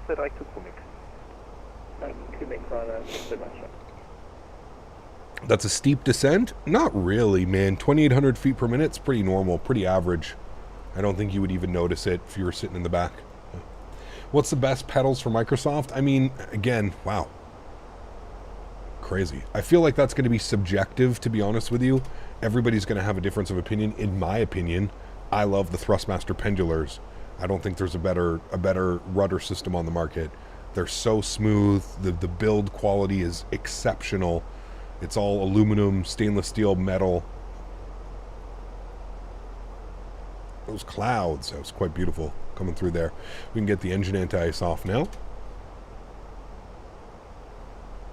I was a Ver controller, but that's how I fly a long time on Battlefield 3 Helis. Got the Thrustmaster Captain Pack now. Learn to fly with a stick. Nice.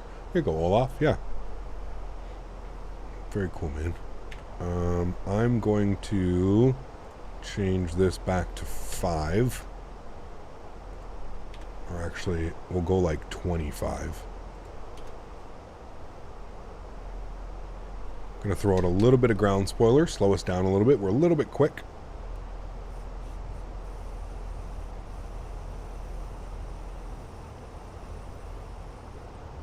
You're losing 20 FPS connected to VATSIM. What are you using for model matching?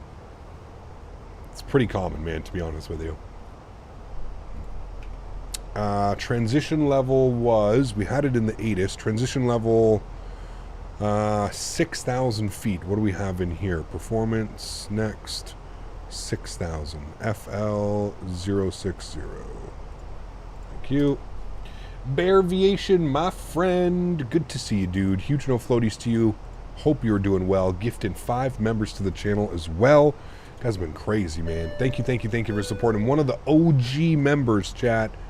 70 months. I mean, that's pushing like Daniel Barry status right there, man. 70 months. Bear, thank you, man. You've been here essentially from the beginning, dude. It's incredible. Thank you for the support, Bear. I appreciate you guys. If you got to get one of the gifted memberships as well, please get some love in chat. 70 months and ticking. Incredible, man. Thank you, Bear. Truly do appreciate you, man. Being here from the start. Getting the anti-ice back on, chat, as we come through the clouds here. Thank you for your support, dude. Seriously. Incredibly kind, man. Thank you. One of the OG members. That's a lot of months. Yes, it is. That's a lot of months. Eurowings 35 Romeo Juliet descent to flight level 70, resume, keep the rate. 70, and we'll keep the rate. Eurowings 35 Romeo Juliet. Right, just keeping us on the descent rate. 2,800 feet per minute. Man, bumpy coming through those clouds. Holy. Tom, what's up, mate? Good to see you, dude. ECAP, great seeing you flying to my hometown. It is. Thanks for tuning in, man. Appreciate it, dude. Speed brake can go in. Didn't like that. It's fine. We'll arm ground spoiler now. We're going to have to roll our speed back, though. We're going to have to kind of ease out of this at 10,000 feet. There's the speed back down, so I'm going ground spoilers out, and I'm going to... At 2,500 feet per minute, we should be able to bleed off some of the speed. It shows that we're back on profile now, so I'm actually going to just level this for a second. Going to go to 1,000 feet per minute on the descent. We'll level this off. We'll bring our speed back down to 250. 2 months shy of my car loan. Nice. You got, sorry, got that one. Real nice. I drove like 15 hours through Finland in a blizzard with no visibility yesterday. It was pretty crazy. Damn, dude. Glad you made it out of that. That's kind of gnarly. 35 Romeo Juliet, you are 30 miles away from touchdown. It's at descent to altitude 4,000 feet, QNH 1022. Descend 4,000 feet, 1022, Eurowings 35 Romeo Juliet. Kept, you ever planning on doing any Aer Lingus ops? Yeah, man, we do Aer Lingus all the time. We actually did some not too long ago. Yeah. Love doing some Aer Lingus. All right, I'm going to go back into manage descent mode, because you can see here we're back onto like profile, so we're going to keep manage descent profile now. We should be good. We're through 10,000 feet, so we'll go landing lights and we'll ding the cabin. Cabin has been, we've left the seatbelts on this whole flight because of the clouds. We barely got up above them at 34,000 feet, so we'll plan 35,000 for the return flight. Maybe we can get up above the clouds a little bit more.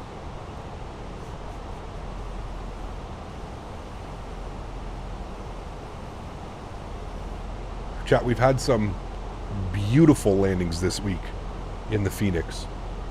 Like, beautiful landings. So, yeah. QNH1022 at 6,000 feet. So we're still a little bit early. Again, you can put your transition altitude in now. I don't think there's really anything wrong with it. I know some pilots that do it well before the transition altitude. I like to wait till I'm roughly around transition altitude. So like 1,000 feet above or below is usually when I'll get to the transition. We were about 2,500 feet, a little bit too much. Just because he tells you the transition altitude doesn't mean that you have to set it right away. He's just telling us because we're descending to 4,000 feet, which is under transition altitude. That's why he's giving us the number. So coming up to 6,000 feet is when you would enable that. ATC cleared you to 1022. Yeah, but you still don't enable it at 10,000 feet or whatever, right? There's a transition altitude. Cleared Atlas approach runway 24. We will report established. Eurowings 35 Romeo Juliet. All right, now we're coming up to it. We're at about 6,500 feet, so we can set that 1022. So now we've got that set as well. What I'm going to do is I'm going to activate approach phase now. Correct. Good. I'm going to come down here. I'm also going to remove this discontinuity right here and insert that because he has cleared us on the approach. So we're going to remove the discount. We should be good there. I'm going to take control of the speed. I'm going to go manage speed. I'm going to roll this down to about 220 knots for now. And we're going to arm our LS switch. You can see here we're about 15 miles out. We're above profile right now, which is perfectly fine. Spin in the airline SOPs. ICAO says at transition level, usually done when cleared. Interesting. Yeah, I'd love to see actually from the real pilots. Like I said, in my experience flying with people, the transition altitude, it's you do it close too, right? In North America, it's 18,000 feet. I've seen people do it at 17,000, 19,000, so yeah.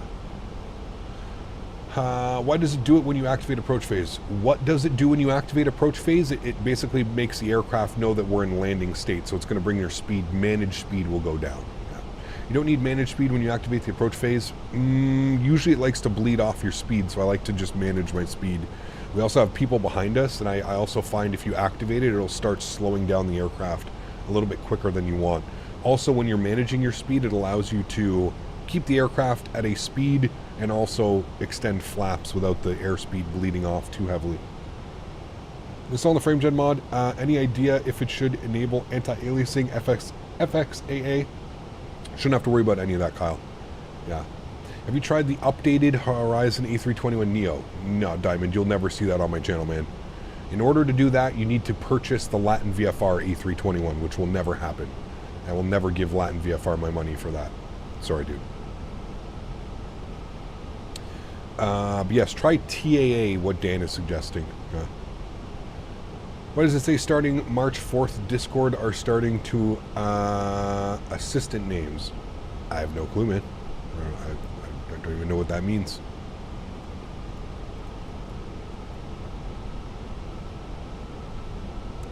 Alright, there's localizer. Arm approach. We should capture glide slope as well. Approach has been armed. Glide slope is captured. Beautiful. We'll go flaps 1. I'm going to bring my speed back down to 180 knots.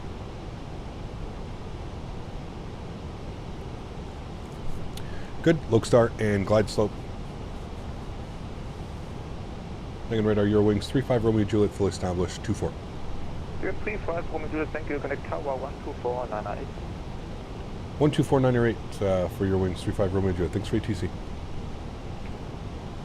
Alrighty, tower 124,980. 2,500. 2,500. Gear down. Speed 170. Flaps 2. Cleared for takeoff. Eurowings 2 Lima Bravo. What's wrong with Latin VFR? Just not up to my standard of payware aircraft. I should not have to buy a payware airplane to then mod it with freeware systems to make it flyable. It's just kind of counteractive, right? Defeats the purpose. Cold Tower, good evening, Eurowings 35 Romeo Juliet, ILS 24. Eurowings 35 Juliet, correction. Eurowings 35, Romeo Juliet, Köln Tower, hello. I call you back, one departing on 1 for left. Affirm. Eurowings 35, Romeo Juliet. Okay, let's see what's going on for ground ops. We are going to be vacating to the right. Where did this aircraft park? It's a good question, chat. Let's go final approach speed now. We'll go flaps 3. 2,000. And they park all the way at the top up there. Okay, so we're going all the way up here, apron B. We'll see if we can vacate onto Tango would be nice. See if we can hit Tango. Maybe we'll go auto brake medium. Make sure we hit Tango. It is raining. Let's go flaps full. Ground spoilers armed. We have a 39 knot headwind right now. Real interesting. Eurowings 35, Romeo Juliet, wind 230 degrees, 11 knots, runway 24 clear to land, runway 14 right is available to vacate. Alright, 24 clear to land and 17 right is available to vacate. Thanks, Eurowings 35 Romeo Juliet. Alrighty, chat. So you just heard him there. We are able to vacate on runway 17 right if we cannot make it. Sorry, 14 right, not 17. But we're probably going to hit Tango. Well, at least we hope so. Thursday camp's coming on. Enjoy the arrival, my amigos. Guys, remember, if you haven't done so, don't forget to smash down that thumbs up button. We were looking for 200 likes before we get this airplane down on the ground. Wait until I get visual of the runway. We're at 1,400 feet. I still don't see anything out there. Direkt Kilo 2 auf Direkt Mike, verstanden.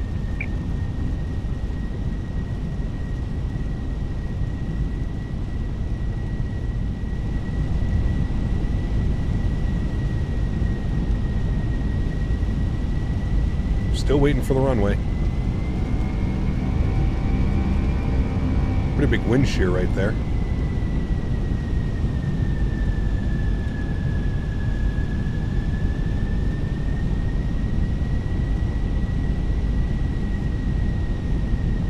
I feel like you should simplify your titles. How much more simple would you like the title to be, man?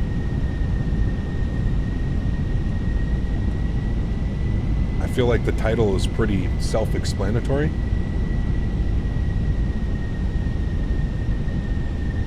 Alright, this is pretty cool.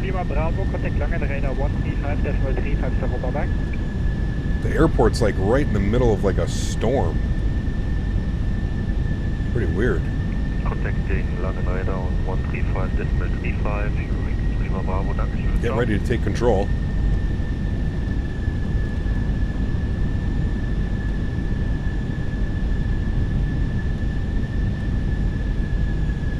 $500. I got lights. My airplane. Enjoy.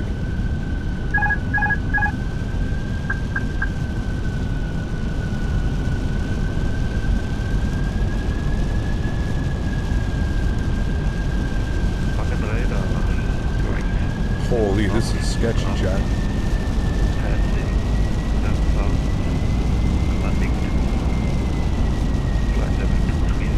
300. 100 above. 200. So you are not allowed to climb without I mean, control. 200. I feel like we got... Holy, dude. We got it, but like that threw us way off. Holy hell. Continue. Oh my lord. This might be a little bit of an illegal runway. No problem. 100. Think rate. Yeah, no problem. 40. 30. 20. Retard. Let it simmer 10. down. Let it simmer itself down. Let it simmer itself 5. down. Okay, we're in the touchdown zone. Nose down gently. Holy shit. Jesus. Just a little bit sketchy. A little bit sketchy, chat. No problem. Reverser stowed. 60 knots. Manual braking.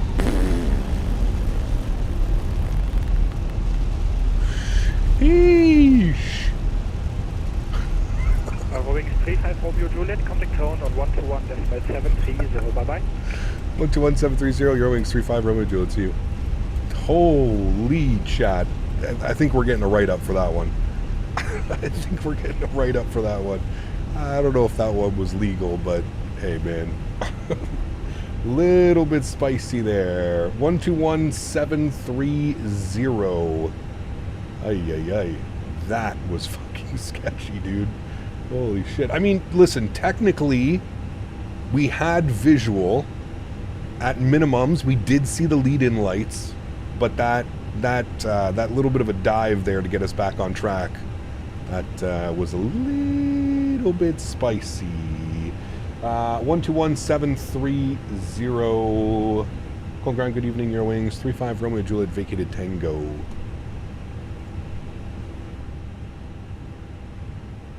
Eurowings 35 Romeo Juliet, Köln ground, willkommen in Köln, taxi to stand Bravo 18 via Tango and Bravo.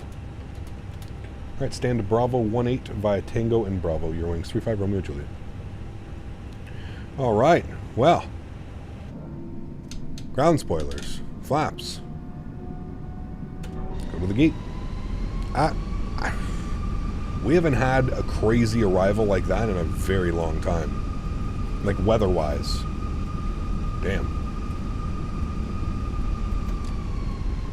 Everyone's underwear clean? Oh yes. Don't you worry. We're all safe. Oh, I cannot. Sorry, chat. I can't listen to that. Landing lights off. Nose light over 2. Taxi. Strobe lights off. Wing lights off. Runway turnoffs off. APU master start switch is on. Got a number for you to call? Nice. FAR 91.175 doesn't apply in Europe. You're good. Hey, there we go. Sweet. All right. He wants us to stand Bravo 18. Where's that going to? Bravo 18 is...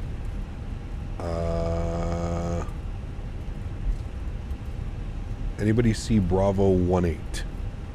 I see Bravo 27. I don't see Bravo 18 on the list of parking stands.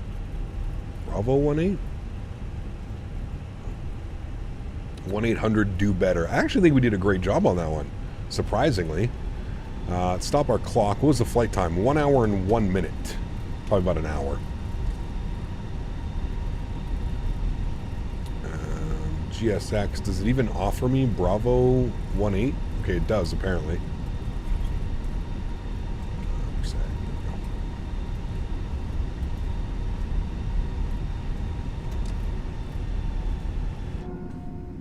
What an interesting flight. I was not expecting to come into this kind of weather, man.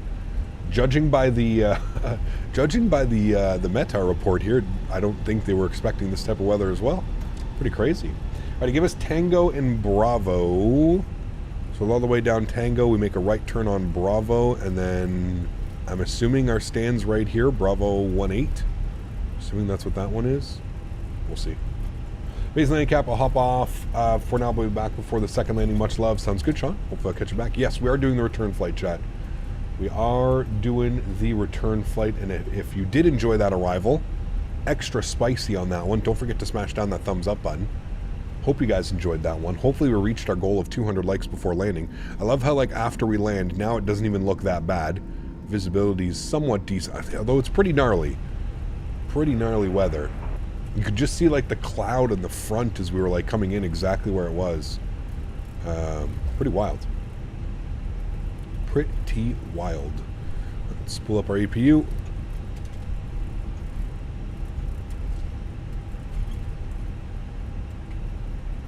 See if hopefully the weather gets a little bit better for our departure out of here. Although departing in that kind of weather might not be too bad. Real world smooth operator. I don't know about that one. I think if that was in real life, I probably would have shit my pants. But if we're in the simulator, so it's all good. We get to have fun, right? We ever fly with Sun Express? I don't know. Where do they operate? This is a beautiful scenery, man. I will say that. Aerosoft, and I think this is Simwings Aerosoft, right? They did another great job, dude. This scenery, we got to do some cargo into here. Huge FedEx and DHL ops going on over here, so we'd definitely like to do some cargo. So spicy, it's going to burn later. Amen to that. Question about assistance settings, if you don't mind, Cap, I have asked above. Do you have the aircraft / engine stress damage off in assistance settings? I asked because I crashed into a visual object. Yes. I have a lot of that shit turned off, man. because of that exact thing right there. For some reason, you'll just be taxing along and it'll just, yeah, it's like you hit an invisible wall or something like that. Yeah, a lot of that has been turned off, man. Nose light is off. Don't need to blind anybody. Here's our stand. Bravo 18. Turn ourselves into here. Should you have done a go-around? I mean, I don't necessarily think the approach should have been a go-around. Like I said, man, at minimums, we had approach lights. So we were perfectly legal when it came to minimums. The issue that I have where we probably could have done a go-around was the descent rate. Whenever you hear a sink rate on short final, that's usually not good, right? Like, you don't want to hear that. But that was because, again, you lose... When you're flying in the simulator, you don't have the G-forces on your body, right? So it's hard to tell if you're descending, if you're ballooning, if you're... That's like one of the hardest things about flight sim flying is you just don't know, right? You don't have the G-forces. You can't feel your body rolling left, up, down, right? So I got a little bit disoriented there on the approach. I was trying my best to just watch the glide slope and the localizer. But obviously, at some point you have to look visually. You have to be able to see the runway out in front of you, right? So I got a little bit disoriented there, and you could see that we got really high up on glide slope, which we, at that instance, yes, we probably should have done a go-around. Once we heard the sink rate, it's probably when you're going to do a go-around. But again, it's a simulator, man. We're not in real life. We're not necessarily even playing real life. It's in the simulator, man. I still felt confident. I still felt comfortable that I could get the aircraft down on the ground, and that's the big thing. I think if you're comfortable enough, you should be okay to do that. All right, park brakes on, EPU's on, EPU bleed is on, good. Engine number 2 is off, engine number 1 is off, beacon light is off, seatbelt signs are off. Ladies and gentlemen, welcome down to Cologne. That was one of the more fun approaches I think we've done in a real long time as well. Holy macaroni. Real sketchy on that one, chat. And there we go. We're down, and it is raining like crazy still. Beautiful. Cool. Well, chat, we get to have some fun, you know? It was a nice landing anyways. I mean, listen, dude, we were still in the touchdown zone. A decent landing rate for the weather as well. What did we get, 100 and something? I mean, 190 foot per minute, 0.95 on the G. The wind speeds were 19 knots on the nose. It was pretty crazy. Pretty gnarly approach. All things considering, I'm okay with it. Is there a possibility for a Sun Express? Again, where do they fly and what do they do? What airplanes do they fly? It's going to really come down to what airplanes they fly and that type of stuff, man. Just because we don't have a lot of airplanes available in the simulator, so we have to fly whatever airplanes are available. So, yeah. All right, cool. Let's get ready for the return flight, shall we? Yes, we are going back, chat. I can't waste too much time. I do have a dinner that I need to attend to, so I'm going to get this all set up here momentarily. Bear with me for a sec.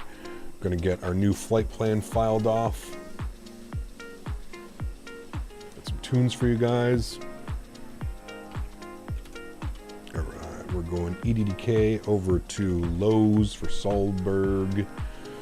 We're on an A320, and we are going to have 169 passengers on the return flight, chat. Generate. I don't know what's going on with GSX here. A little bit broken, no problem.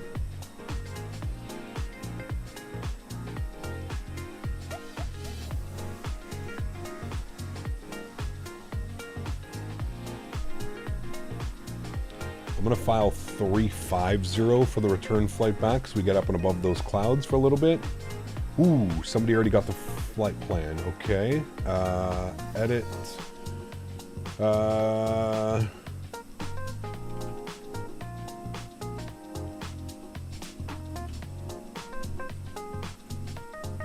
Take the next one.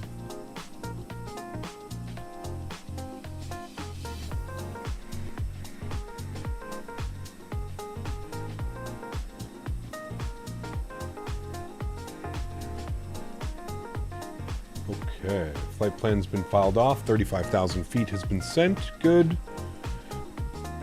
Did you use Elevitix SimToolkit Pro, hamster. SimToolkit Pro, and I really only use it for the information that it gives the banner up top. I personally don't care about keeping track of my flights.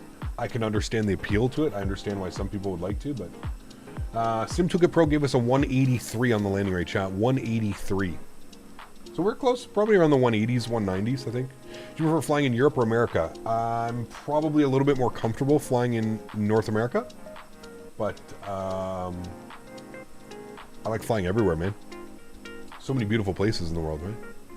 Cologne is my home airport. Nice to be here. Okay, cool. They fly from Turkey. Okay. I don't know. We'll see. What airlines do they fly? That's the real one.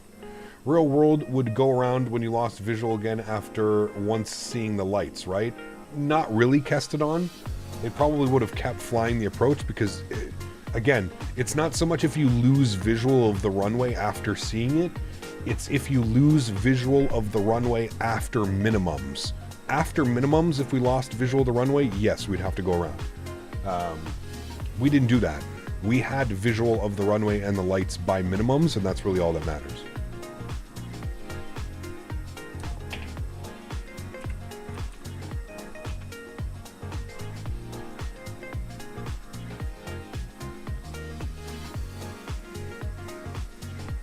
Alright, flight plan has been updated up top. Cool.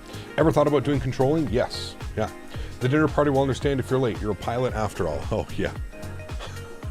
Dude, listen, I had to explain to her uncle. I met her uncle over the Christmas break, who's a real world pilot. Old school. In his late 50s, early 60s. Oh my God, dude. Chat, he was like the ultimate troller. Like, I can't explain it to you what, like, the shit that this guy was saying to me. Like, he was asking me what I do for a living, and, like, it's kind of awkward when you have to tell, like, you know, fiance's family that you fly fake planes on the internet as a full-time job. Dude, he was more than confused. Confused isn't even fair. He was, like, truly puzzled. Like, he was looking at me, and he's like, I remember at one point, my fiance stepped in. He's like, oh, you're one of those fake pretend pilots.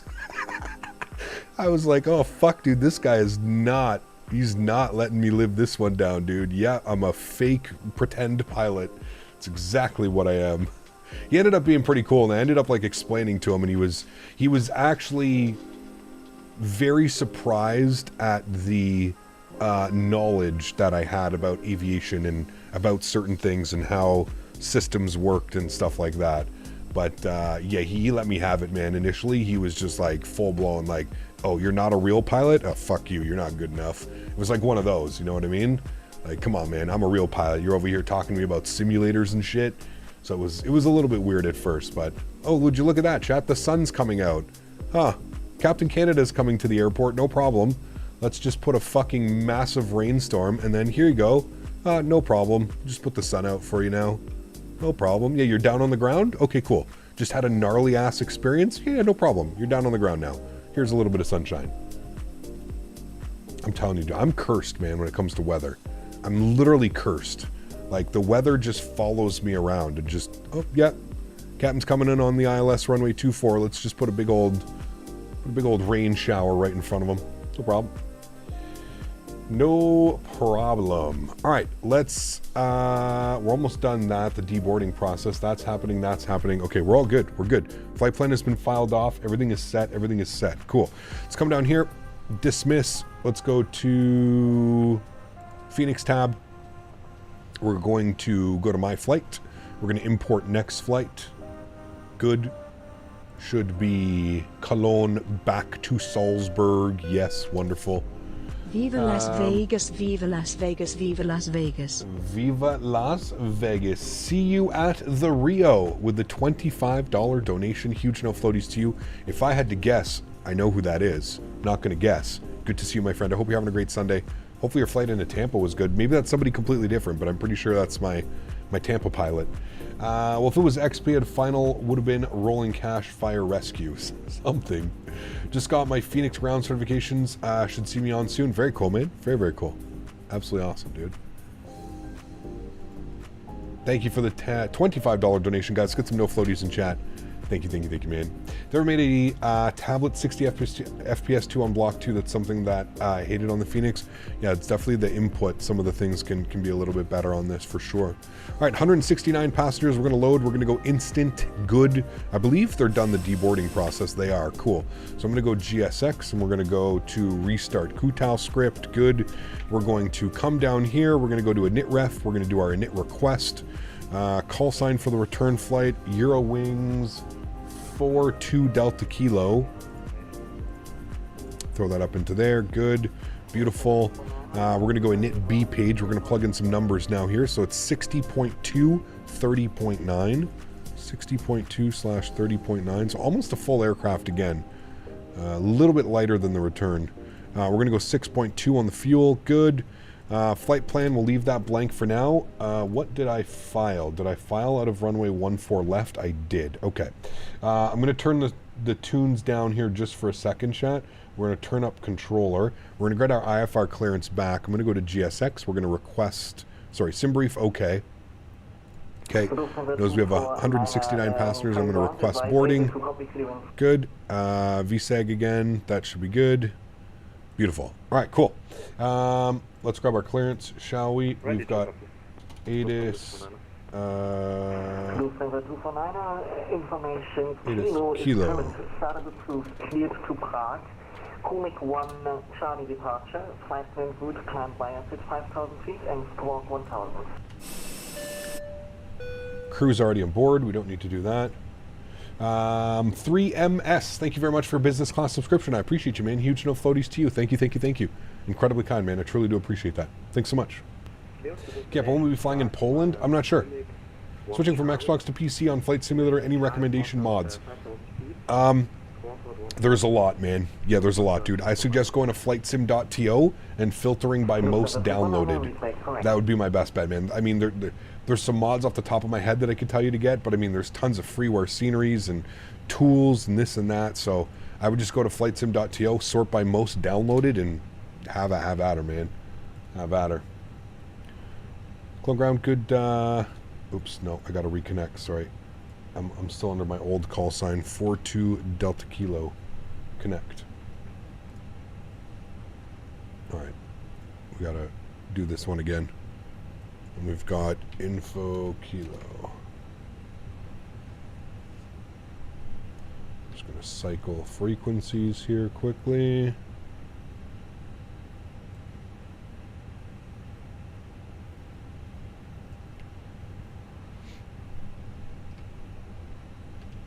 All right, cool. Club ground, good evening. Once again, Eurowings 42 Delta Kilo. IFR clearance back to Salzburg, please. Eurowings 42 Delta Kilo, Köln, schönen guten Abend. Information Kilo is current startup approved, cleared to Salzburg.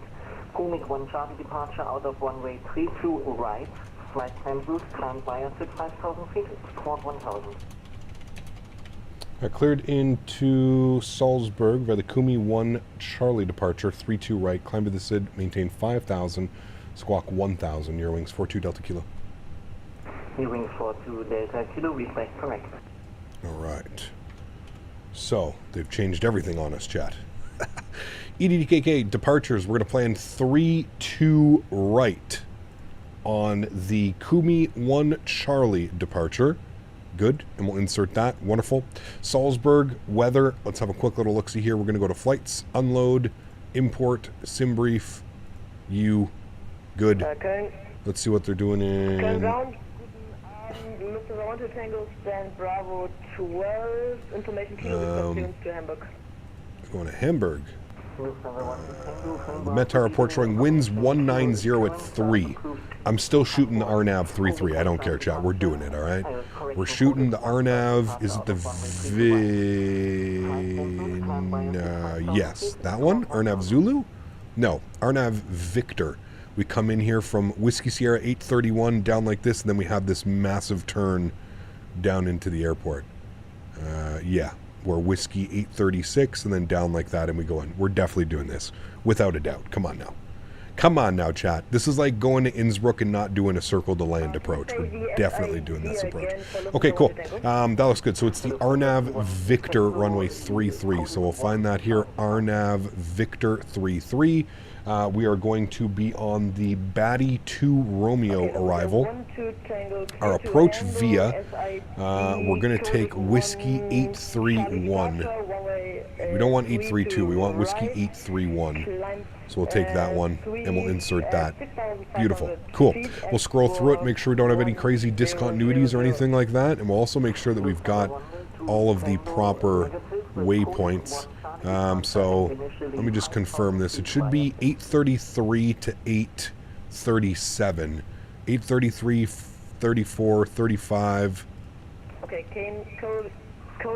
I see 35, but it's not drawn in the other ones. So 835. So I'm going to put Whiskey Sierra 836 and Whiskey Sierra 837. Whiskey Sierra 836. And Whiskey Sierra 837. Insert. Okay. I think that's how it should be. I don't know.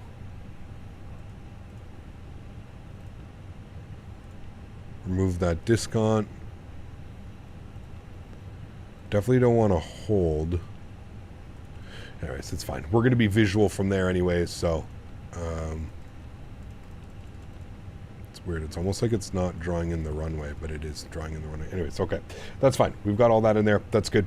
There's a 737 Eurowings. I think they used to fly the 7.3. I don't think they do anymore.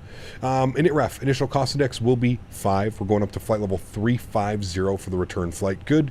And it B page is plugged in as well. Wonderful. Let's go to performance data now. Let's grab some performance numbers up here. Go to our departure performance. We're going to be planning a departure out of runway 32 right. Surface conditions are wet. We're doing a flaps 1. We'll sync up our load sheet. We'll sync up the live weather. We'll calculate our V speeds. There is just operate under TUI brand. Okay, interesting. After 8:35, the visual part starts, so that's why it was correct. Okay, Bennett, my bad. Hopefully I didn't screw everything up. 45, 53, 55, 143, 153, 155. Good. Flaps 1/ down 0.2 and 64. Down 0.2 and 64 on the flex. Alrighty, beautiful. We're looking good. Aircraft is boarding back up. It doesn't look like there was just a massive storm that rolled through here. Looking nice. Tried using frame generation, but whenever I turn on my Microsoft freezes. As soon as I turn it on or I go out of the settings and outside, it completely black and then freezes. That's weird, Maddie. Definitely have not had that issue before. Frame gen works like if you click out of the screen, it's not going to count for the frame gen. You have to like click into the screen, but... How was the first flight today? Ooh. Interesting. Very interesting. Gab, can you explain cost index? I never understood it. It's one of those weird things, man. The easiest way that I can explain it, Mike, is... Cost index is a translation of how high the aircraft is going to fly altitude-wise versus the engine fuel output. So it's one of those like weird numbers. It's constantly changing. I know some airlines in Europe, they go with like a set cost index. It doesn't change. Like we were learning, Ryanair uses a cost index of 7. Unless they're running late, then they'll use like 100. But it's basically just a cost to performance ratio is essentially what it is. It takes the number of how the altitude you're going to be cruising at, the winds, and your fuel burn, and then it kind of... I'm sure there's a way to calculate it. I don't know the way of calculating it, but that's like the dumbed down version of what it is, essentially. Okay, I'm surprised you enjoy the A350 and X-Plane 12. I'll go kick some rocks in the corner. Nothing wrong with that, man. You're flying the sim for you, right? Really? Who cares if I like it or the next person doesn't like it, right? If you enjoy it, that's all that matters, man. And I'm happy that you're enjoying your time in flight sim. That's all that matters, man. So turbulence is set to low. My turbulence is set to medium now, and I'm using real cat turb. So medium turbulence and real cat turb is now on. Is that the British Airways that left before us?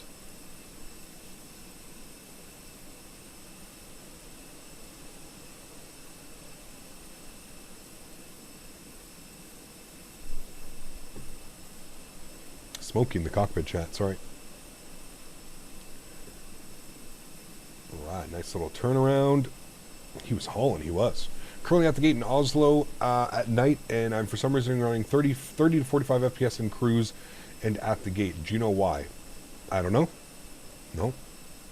I mean, those are pretty good numbers. I'd be fine with those numbers, but...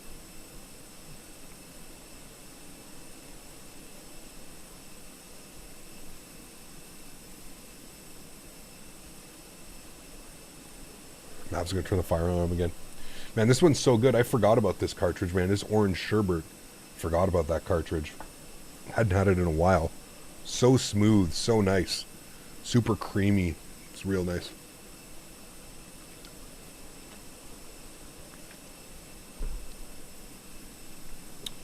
Alrighty. Well, there we go. Baggage loaders are done their thing.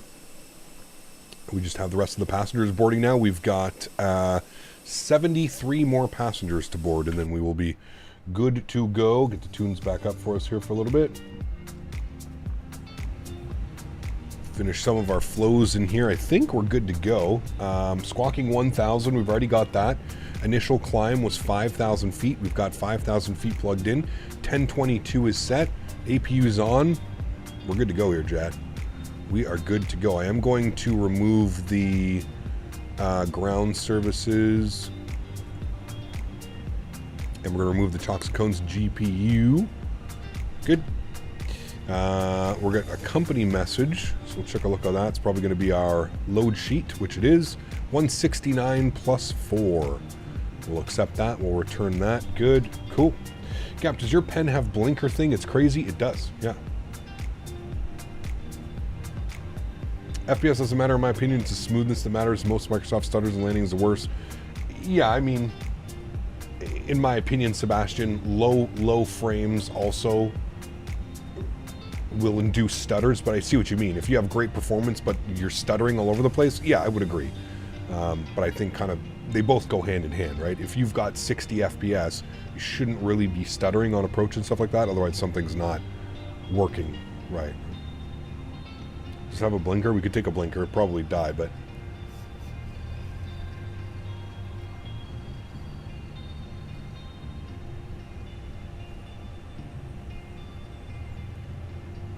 oh boy.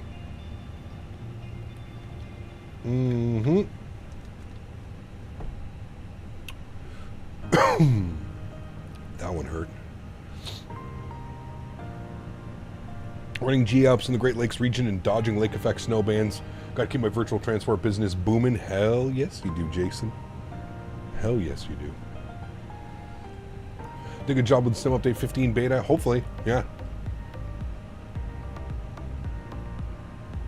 That one hurt.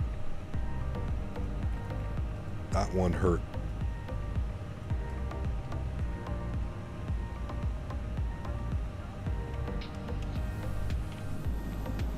All right, we are going out to runway 32. 32 right. So I'm assuming he's going to have us push back tail left.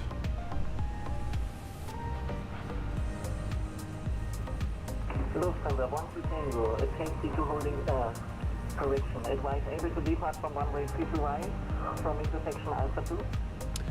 Do you know if overclocking your GPU in the NVIDIA GeForce is good or bad for Microsoft? I mean, overclocking your CPU or GPU can come with... There's definitely some performance increases that can come for that. You have to be very careful, though. I find it's a very fine line. Hopefully another high-intensity landing. I mean, I'm pretty sure it's clear skies. Pretty sure it's clear skies in Salzburg. Yeah, Kavik conditions. Via Alpha and Hotel Alpha 2, runway 24.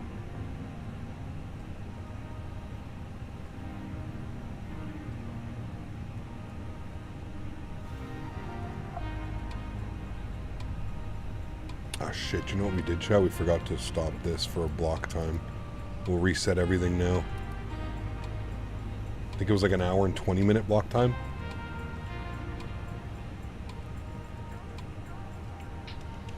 What kind of performance issues? Well, when you're overclocking anything, you're usually taking it to the extreme, right? So overclocking, unless you're buying from somewhere and they've already overclocked it and binned it for you, it can be very troublesome, because you're constantly basically pushing the GPU until it crashes, and then you dial things back a little bit. That's the only way to do overclocking, right? You basically overclock it to the point where it makes the system crash. Either it just can't handle it, too hot, whatever it may be. So cost index is like driving mode in a car. Sport/comfort, the higher cost index, the more fuel is burned to climb, and the faster and higher. Yeah.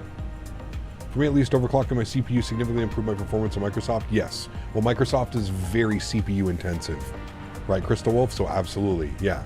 If you can overclock your CPU, you know how to do it. You're not going to fry your CPU or your motherboard, any of other components. You have good cooling. Yeah. You know what's crazy, chat? You can actually see the passengers walking through the terminal, boarding the airplane. I do have a great GSX profile for this airport. You can actually see them walking. Those are the passengers walking in the terminal. They're walking to the airplane. Pretty cool. I think that's actually the last couple passengers that are boarding up. It definitely is. We're almost good to go. Lower the cost index, the slower you climb in the fly, and as you fly, it lets the less fuel you consume. Yes, yeah. Overclocked my CPU from 3.8 to 4.5, and I hit 70C under a 14-hour load, testing it on long hauls. Great. It's perfect. That is perfect. Can't relate. My Corolla only has a handbrake, which barely works. Nice. My Corolla's been treating me real nice, man. Haven't had any issues with it. It's like brand new. It has 27,000 miles on it. But Dublin is beautiful. It is, yeah. Flying in out of Dublin as much as we can. That's for sure. All right, we're going to be ready to go here. Waiting for the last passenger to board. There it is. Prepare for pushback and departure. Beautiful. Let's go to the overhead. Beacon light can come on. Seatbelt signs can come on. The door just closed out there. I can hear it. Perfect. I'm going to pause the music here for us, chat. Music is paused. And they're going to let me know when we're ready to push and start. Hello, Captain. We are ready for pushback. Thank you. Ready for pushback. All right. Let's let ground know we're ready for push and start. Cold ground Eurowings 42 Delta Kilo ready for push and start. Stand Bravo 18. Eurowings 42 Delta Kilo, push and start approved, facing south. Push and start approved, facing south. Eurowings 42 Delta Kilo. All right. Facing south. Does he want me to go? Interesting. Facing south. Okay, I guess he wants me to go that way. It's like facing southeast. East, south, southeast, kind of. Looking here. Unless he wants me to go the other way. There's no way he wants me to go there. He gave me 3-2 right, so.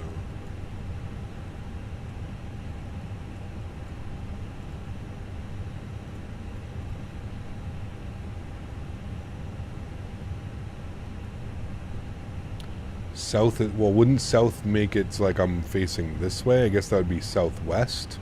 It's like southeast, kind of this way. I don't know.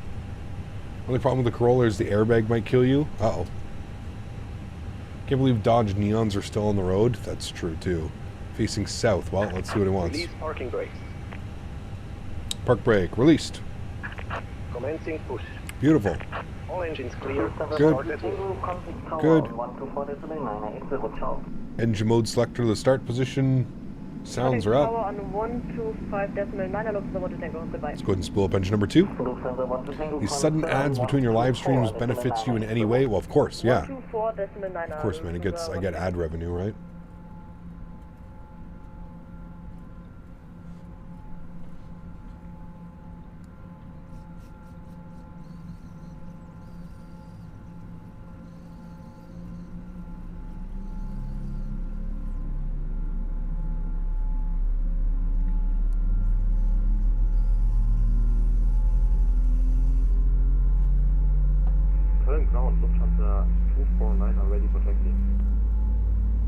So when YouTube Premium members don't see ads, you don't get revenue. You do Castevens because you get a small percentage of that YouTube Premium, right? It still counts towards ads.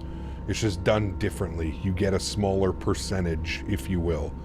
You still do get a percent, but it would be a smaller percentage. Okay, what do you think about fly-by-wire A320X against the Fenix? I mean, the Fenix wins every single time for me personally. This is just a far, I mean, it's a pay-wear aircraft, right? It represents that, so. Ground, Lufthansa 249, ready for taxi, able for intersection, Alpha 2. Set parking brakes. Park brake set. Locking gear. Roger, taxi to holding point runway 32 right via Mike Blue 9, Alpha and Alpha 2, hold short runway 24. Taxi to Mike, Blue Yeah, pay-wear is always going to win that one. Yep. There's a chart for construction work. Oh. Not all CPUs can be overclocked. Correct. Yeah. It's probably the next, probably next to the Felix for pay-wear ever made. Could be. Yeah. Airbags that carry pillows. Nice. Laps 1. Upstairs. APU comes off. APU bleed comes off. Beautiful. No truck, disconnect. Engine mode selector back to the normal position. Predictive wind shear system is on. Ground spoilers armed. Auto brake over to max RTO. Trim value down 0.2 is set. Beautiful. All right, we're good to taxi. Guard your wings. 42 Delta Kilo ready. Taxi runway 32 right.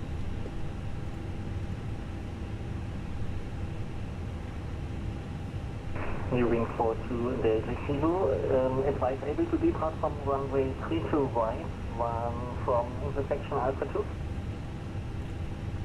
We can take Alpha 2 no problem for Eurowings 42 Delta Kilo. Moving forward to Delta Kilo, Roger, taxi to holding point runway 32 right via Bravo, Tango, Delta and Alpha 2, hold short runway 24. Alright, taxi runway 32 right, Alpha 2, Bravo, Tango, Delta, Alpha 2, hold short, runway 24, Eurowings 42 Delta Kilo. Okay, park brake off, nose light on, let's go. In all seriousness, the Corolla has been an amazing vehicle though. I haven't had any issues with it, man. Yeah. Are you on Sim Update 15 beta? No, I am not. I am not. That was a mouthful. Yes. 589 turn runway coming in for taxi to land Delta 15 via Alpha and Mike Blue 9. And Alpha 15 via Alpha and Mike Blue 9. Reaching Airbus 589, confirm Delta 15. Alright, Bravo, Tango, Delta. So Bravo, Tango, Delta, Alpha, hold short 24, continue Alpha, left turn Alpha 2. There's our little taxi. Wish the rain, physics, and Microsoft were like XP with how the wipers work. I'm sure they're going to do that for 2024, man. I'm sure it'll, all of those things that we all wish, you know. Any tips on how to memorize everything that ATC is saying? I'm struggling with tax instructions for so long. Write it down, dude. I do this full time, man. There's my instructions right there. Bravo, Tango, Delta, Alpha 2, hold short, runway 24. Write it down, man. You're not going to get any better if you're just trying to memorize it. I can promise you. Even real world guys write it down, man. It's okay to write it down. I even have my departure clearance was all written down as well. Information Kilo, Kumi 1 Charlie departure, 32 right, climb SID 5000, squawk 1000. So don't be afraid to write it down, man. If you're using a V-Pilot, X-Pilot, whatever it is that you're using for your launcher, to connect to the services, they've all got a notepad. Just write everything down, man. That's what I do. I always tell people that's what you should be doing as well. Write it down. Ain't no way I'm going to remember. I'm ripping this pen all stream long. You think I'm going to remember everything that he tells me? No. No way. No way, Jose. Some people use the notes in VPod. Some actually write it down on a piece of paper. Absolutely. Yeah, I wrote it down on a piece of paper forever. So it is possible. Yeah.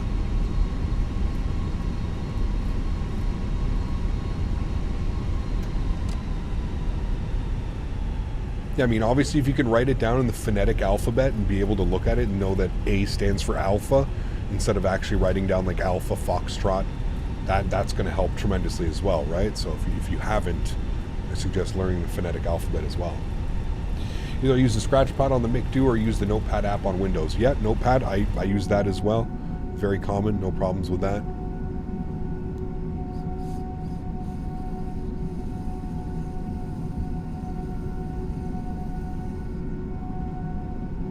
Yeah, Castevens. Some ATC like to group everything together.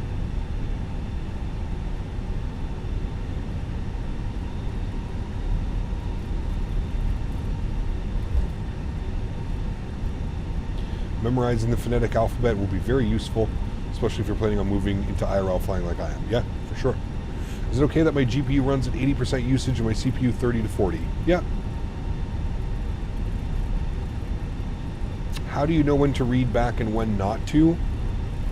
I mean, you're going to want to read back almost every instruction that you get from ATC. There's certain times where you may not have to respond back, but 99% of the time you're repeating what he's telling you. You're going to respond back.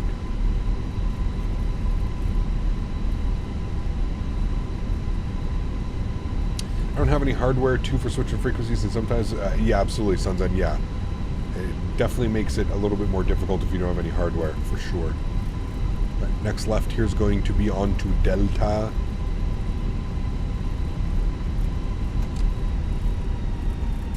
Won't lie, use that taxi ribbon, but everything else is true to life settings. Nothing wrong with that, mate. Contacting our on 149. Left on a Delta for us. There's that Lufthansa holding short. It's better to have anisotropic filter set to 16 in-games or the NVIDIA control panel. What do you have? I believe I have it set in-game.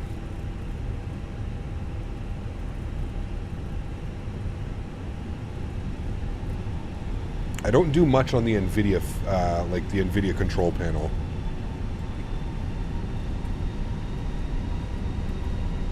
There are certain settings that I have in there, but not a lot.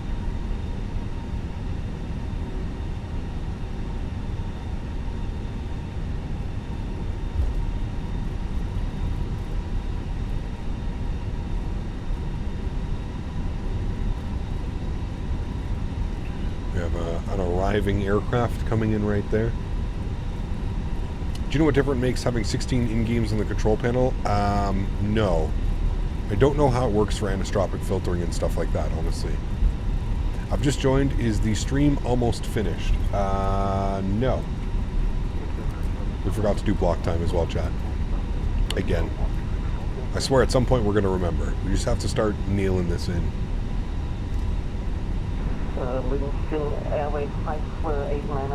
Snowplows over there.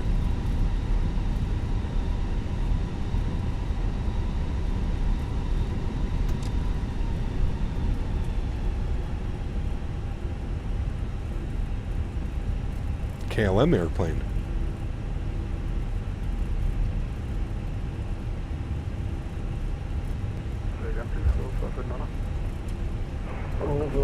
Reaching area 589, say again your last transmission. Ich hab mal das wäre die 16 auch okay? Natürlich, der 164 München 589. Dankeschön. Viewing 42, there's a Kilo contact tower on 12479, ciao. Tower, thanks for running full ATC. We'll see you soon. Eurowings 42 Delta Kilo. Alright. Tower for us. KLM 79 X-ray, take it, runway 24. KLM 79 X-ray, contact ground 121.730, bye-bye. 11730, KLM 79 X-ray. Eurowings 7 Tango Lima with 250 degrees, 17 knots, gusting 27 knots, runway 2 for clear to land.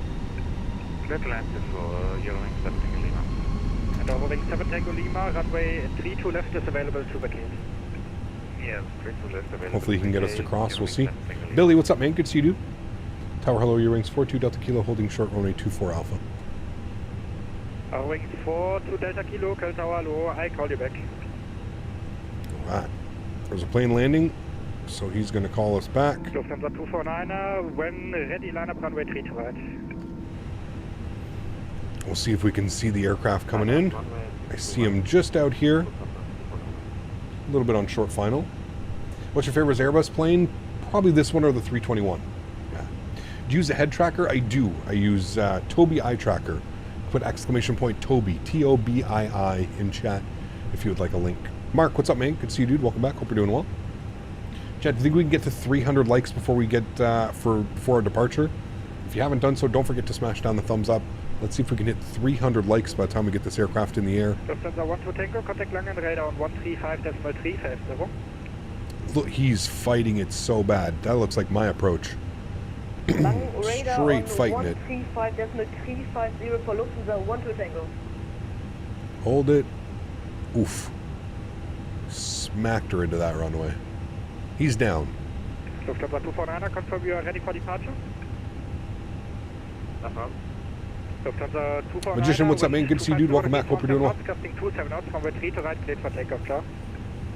Ready for takeoff, Eurowings 42 Delta Kilo, cross runway 24. Cross 24, Eurowings 42 Delta Kilo.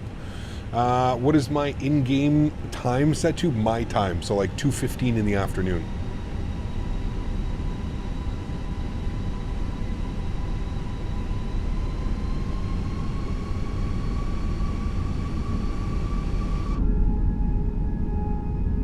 There's the departing Lufthansa.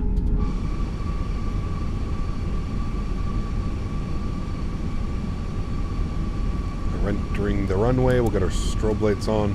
Eurowings 42 Delta Kilo, hold position. Hold position, Eurowings 42 Delta Kilo.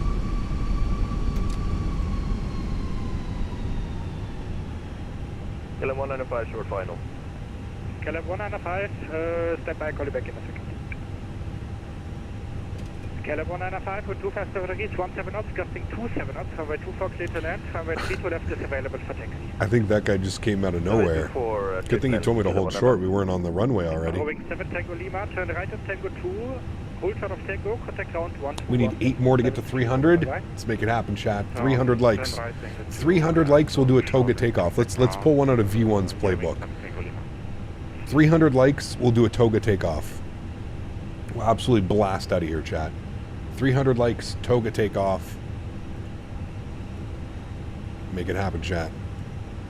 Make it happen, and flex temp doesn't exist. How about that? Man, this almost looks exactly the way it did when we landed. Like, you can barely see the beginning of this airplane's going to come out of nowhere on that approach.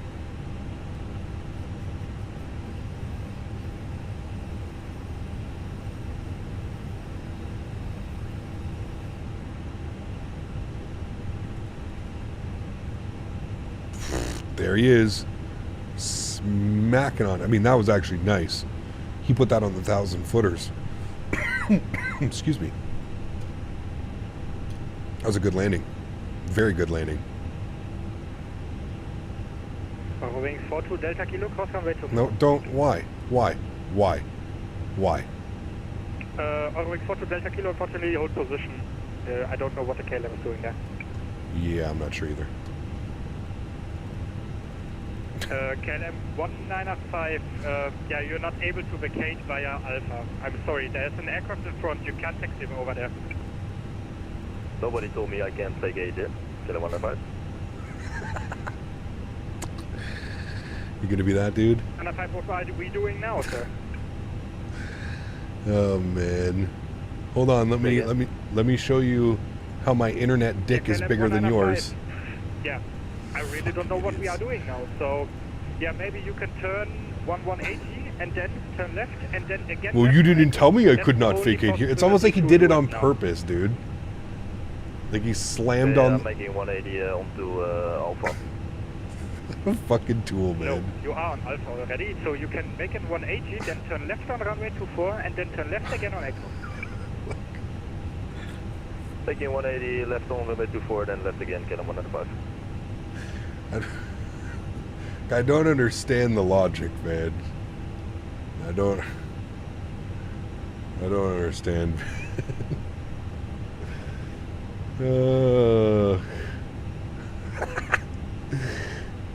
Dude, it's priceless. Like, how did he even vacate? Like, look at how short that is. How did he even vacate on? Like, that's insane. This man was cooking in the brakes down there. Now he's on the grass, just doing his own thing. No problem. His response to, well, nobody said I couldn't vacate here.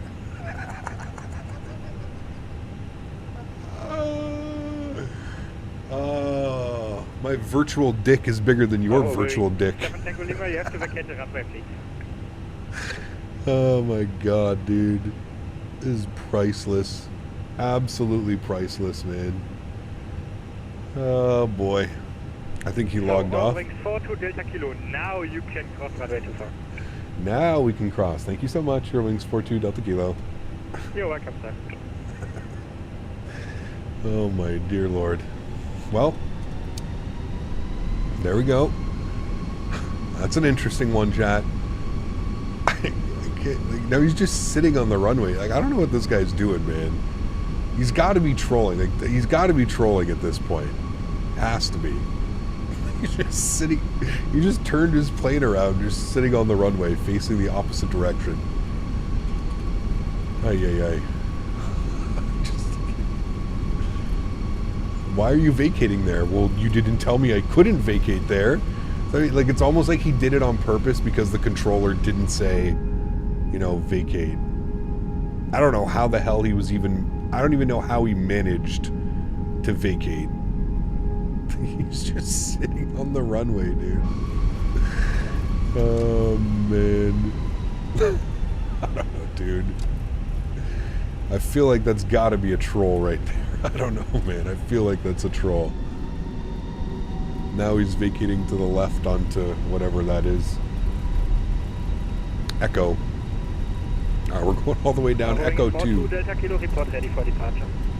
We're ready. We're taking Alpha 2. We're ready for departure. Eurowings 42 Delta Kilo.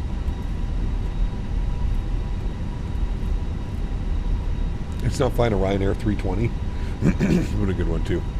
Do you know why my view is so zoomed in when using Tobii Eye Tracker? Yeah, you have to reset your head position. So natively, it's going to be F12. Just hit F12. Sometimes when you spawn in, it like... it like goes there. Ground 121.73, Gala 195. I feel like he's got to be trolling, dude. Oh, man.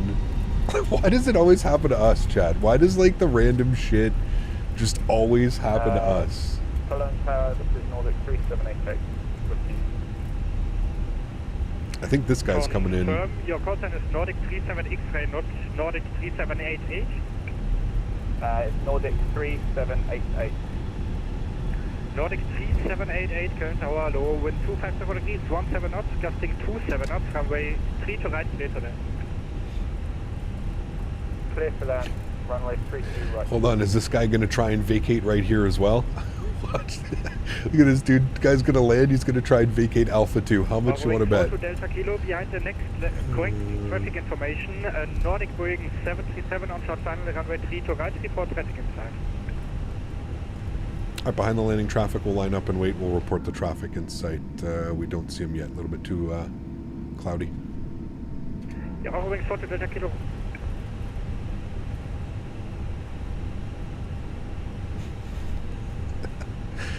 Oh man, we're gonna hold here at the Cat 2 and 3 lines for him because God knows what he's doing. He's shooting at. 3788, go around, follow published with approach procedure.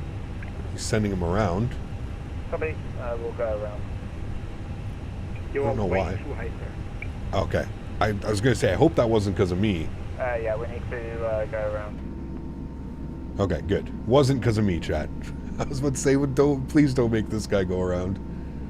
Look at the way the rain is hitting the ground. It's crazy. Raindrops. Delta Kilo, line up runway 3 to right. Line up 3 to right, Eurowings 42 Delta Kilo. you don't have to vacate at Alpha, do you even vacate, bro? 3788, contact Langenradar on 135. Like, I want to know what that guy was looking at. Like, does he? Maybe he doesn't have. Maybe he doesn't have like.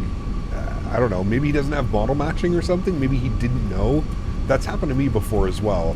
Where like you pull off to a runway and somebody will be like, "Hey, you're parked in front of me." It's like I don't see anything. So that could have been it as well. Maybe he just doesn't have model matching or something. I don't know. Landing lights on, strobe lights on, wing lights on, nose lights on. What an eventful evening. I'm very happy that I chose this airport today, chat. It's been a very eventful day. That's for sure. Did we reach 300 likes as well? Oh man, you guys are crushing it. All right, cool. We absolutely crushed it. We're almost at 350 likes. Damn. Tanush, thanks so much, man. 13 months as cap. Why you moved, well, what? Why did I move of the runway? What do you mean? Why did I move off the runway? I'm having so many issues with frame gen in the Fenix, slow PFDs and controlling the aircraft. Any ideas? Adam, open up the desktop app, select use alternate displays. And you guys are getting a toga takeoff because you smashed down that thumbs up button. We had over 300 likes as promised. We're going to rip it out of here on a toga takeoff, chat. With the sounds blasting. Let me just confirm the departure out of here as well. That's not the departure that we have. We're on the 1 Charlie now. Here it is. So it's immediate right turn, max 210 knots through the climb.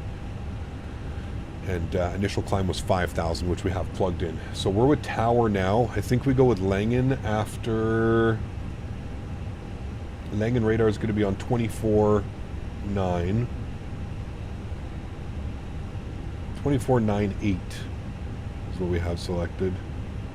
Good. Watch out for the KLM guy halfway down the runway. Dude, in the rain right now, man. I'm telling you. Remember when it was sunny like a couple minutes ago, chat? About 15, 20 minutes ago? Remember it was nice and sunny for us? Yeah, look, see? Look, oh, Captain Canada's about to take off. Let's just throw in a nice big storm. Kilo, just for information, we have a delay for about 1 or 2 minutes due to another aircraft. No problem for Eurowings 42 Delta Kilo. Weather is getting ready to spite your takeoff. See, that's what I mean exactly. Just don't do a roll reversal with the KLM. No. This is snow. Sorry, this is rain. It's plus 10 outside. So we'll have to worry about anti-ice soon after departure. I don't think we're going to depart with engine anti-ice. It's probably the damn KLM. No, I think it's the guy that he sent around because he's probably runway heading or probably flying a pattern out to the right. I would assume published go-around. I don't know what the published go-around, but it's probably something similar to this. So he probably has to give him clear the airspace. I just left for 15 minutes, came back from rainy to sunny. Yeah, we're about to take off, man. It's got to give me the weather. Full experience here in the sim today. Full experience. Get those sounds up nice and ready for you guys. Ooh, baby. Wing 42 Delta Kilo, stop climb 4,000 feet with 2500 degrees, 17 knots, gusting 27 knots, runway 3 to right, cleared for takeoff. Stop climb 4,000 feet, 3-2 right, cleared for takeoff. Eurowings 42 Delta Kilo. Alrighty, friends, let's do it. Joystick cam's on, sounds are up. Are you guys ready? Let's do this. Toga takeoff. Throttle's up to about 40%. Good. We're gonna get slight nose down pressure on the stick. Let's go flying. Toga. SRS. Runway. Auto thrust. Oh my. Lou. Takeoff power is set. Airspeed's alive. Oh, that wind. Oh, that wind. 100 knots, we're neutral.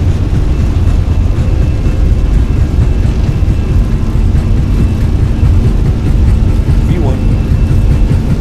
Rotate. Oh boy. Positive rate. Gear up. Call the flight directors.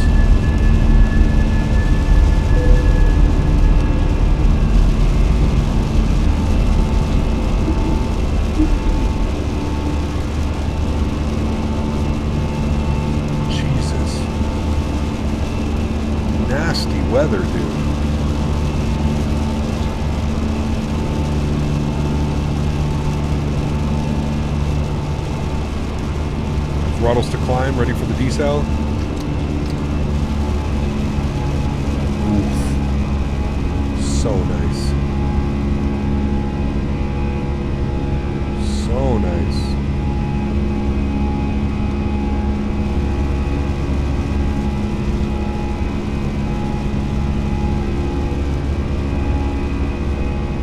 Sounds are back so I can hear the controller now. Whew. That was ridiculous. That sounded so good.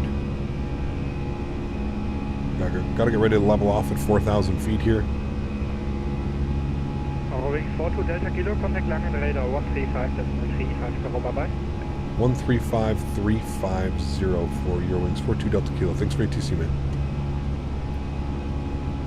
Alright, I'm going to engage autopilot just to make my life a little bit easy here. I'm going to flip it over. I didn't have the right frequency.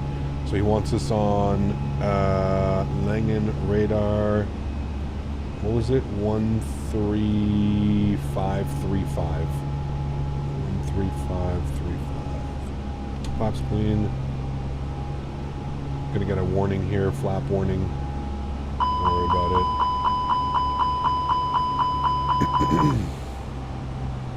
13535 plugged, good. Langen Radar, good. Evening again, Eurowings 42 Delta Kilo, 4,000 feet. Eurowings 42 Delta Kilo, Langen Radar, contact below again. Climb via to flight level 150. Climb via SID, flight level 150, Eurowings 42 Delta Kilo. Flight level is 140.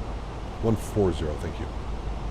Alright, 140, climb profile in, constraints on. I didn't start the clock here, we'll start it now. 3788, just for information, is vehicle traffic below Aspen Charlie on your 1 o'clock. We're fine. 3 miles, moving affected below. Trying to set up my Logitech rudder pedals, but I can't find the drivers for Windows 11. Maybe you have a solution. Probably the same drivers for Windows 10, maybe? Yeah. I don't know. Are there even drivers for that? I don't know if there even are drivers, to be honest with you. 788, turn right, heading 22. EDDK is auto switch, is it really? Right, heading 220. We definitely did. He definitely handed us over there, but at transition level 6,000 feet. Coming up to that now. We'll go transition level. Good. And we're climbing 4,000. Ground spoilers disarmed. Runway turn off, lights off, nose light off, wing light off. Man, that was I had some heavy rudder input there going on that departure. We need to be +7, +8, just in case, chat. Get the engine anti-ice on, just in case.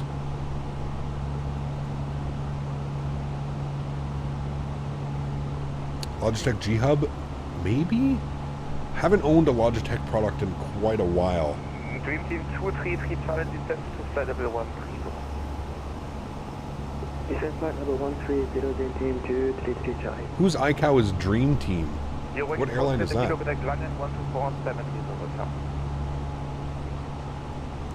So is that Langen Radar 12470?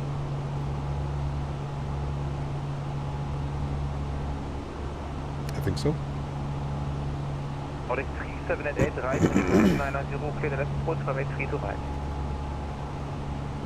3990 and clear for 32 right, 124730. Alright. 124730. Look at that breakout though. Holy.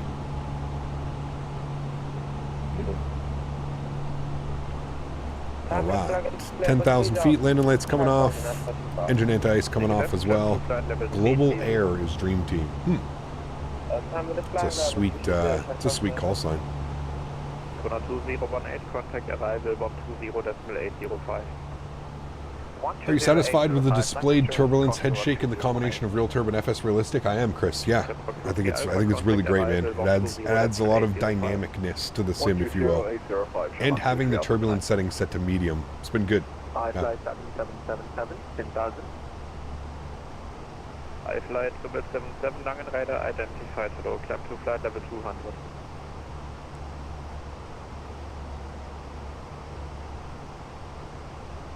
Langen Radar, hello. Eurowings 42 Delta Kilo, flight level 11,500, climbing 14,000. Flight 777, go back.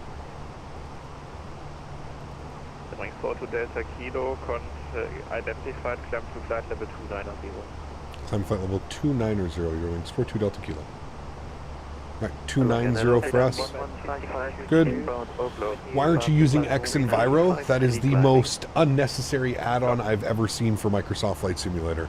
Probably one of the most, yeah, just unnecessary add-ons. That is a money grab to the extreme when it comes to Microsoft Flight Simulator. You do not need that whatsoever.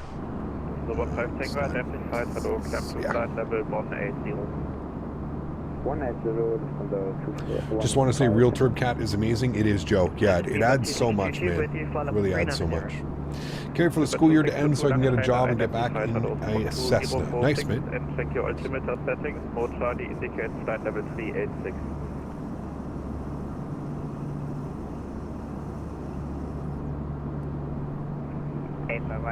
Is X-Enviro even worth it for X-Plane? No. No. Not the performance hit that you get and the weird artifacting and just, nah, man. Beeline 1155, go ahead. Beeline 1155, identified, climb to flight level 39. CST, you know what, man? I always forget that Logitech owns it. I have my original SciTech radio panel. And my brain still doesn't, even probably, 10 years later, that Logitech bought SciTech. So in my brain, the radio stack that I'm using is still a SciTech radio panel. Obviously it's not, it's a Logitech. That is the only Logitech product that I own. I lie, I have a Logitech joystick as well that I probably haven't used in 8 years, 7 years. What is the best setting? I found that medium works well, smooth flying. Yeah. Mikkel, you literally just asked that, and I answered you, and multiple people in chat also. You don't need it. It's not an add-on that you need in the simulator. It's not worth the price. It's not worth the performance hit. It's not worth supporting that developer.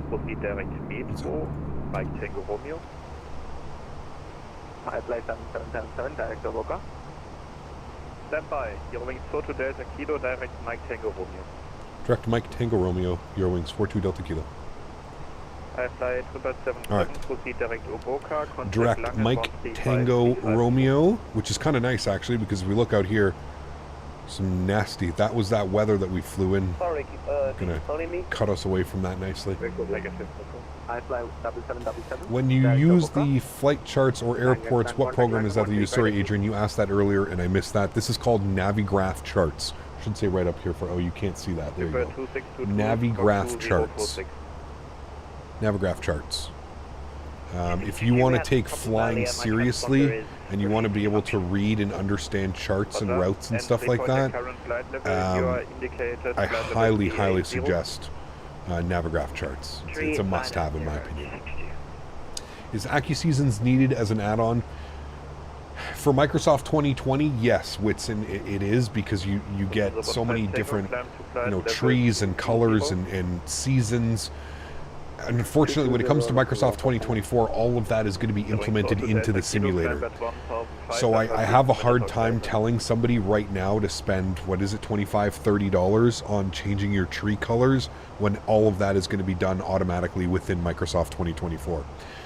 So it's a hard call.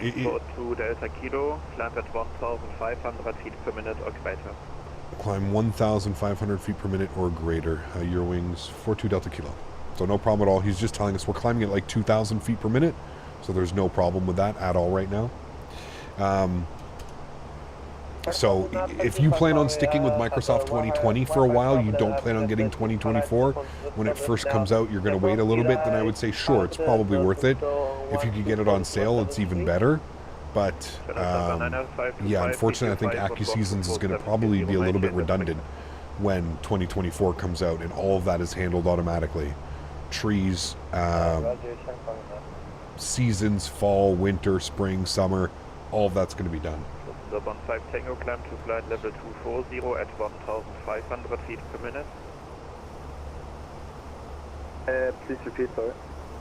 Lufthansa 15 Tango, climb to No worries, Ritson. Glad I could help, man. What do you think of Aerosoft Pushback Pro? The toolbar pushback has given me absolutely no issues. I mean, for those people that don't have GSX, probably good, right, Kessadon? I feel like if you own GSX, you don't need toolbar pushback, if that makes sense. Could we get the frequency again? But, yeah. FM 125.02.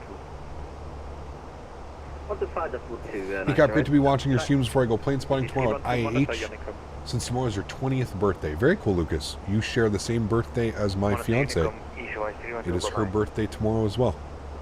February 19th. GSX is great. It is, yeah, and I just don't see there being a use for like toolbar pushback and GSX. If you have GSX, there's literally like thousands of GSX profiles, and even without a GSX profile, it still does a decent job at pushing back. You can even set up your own little pushback something, right? So.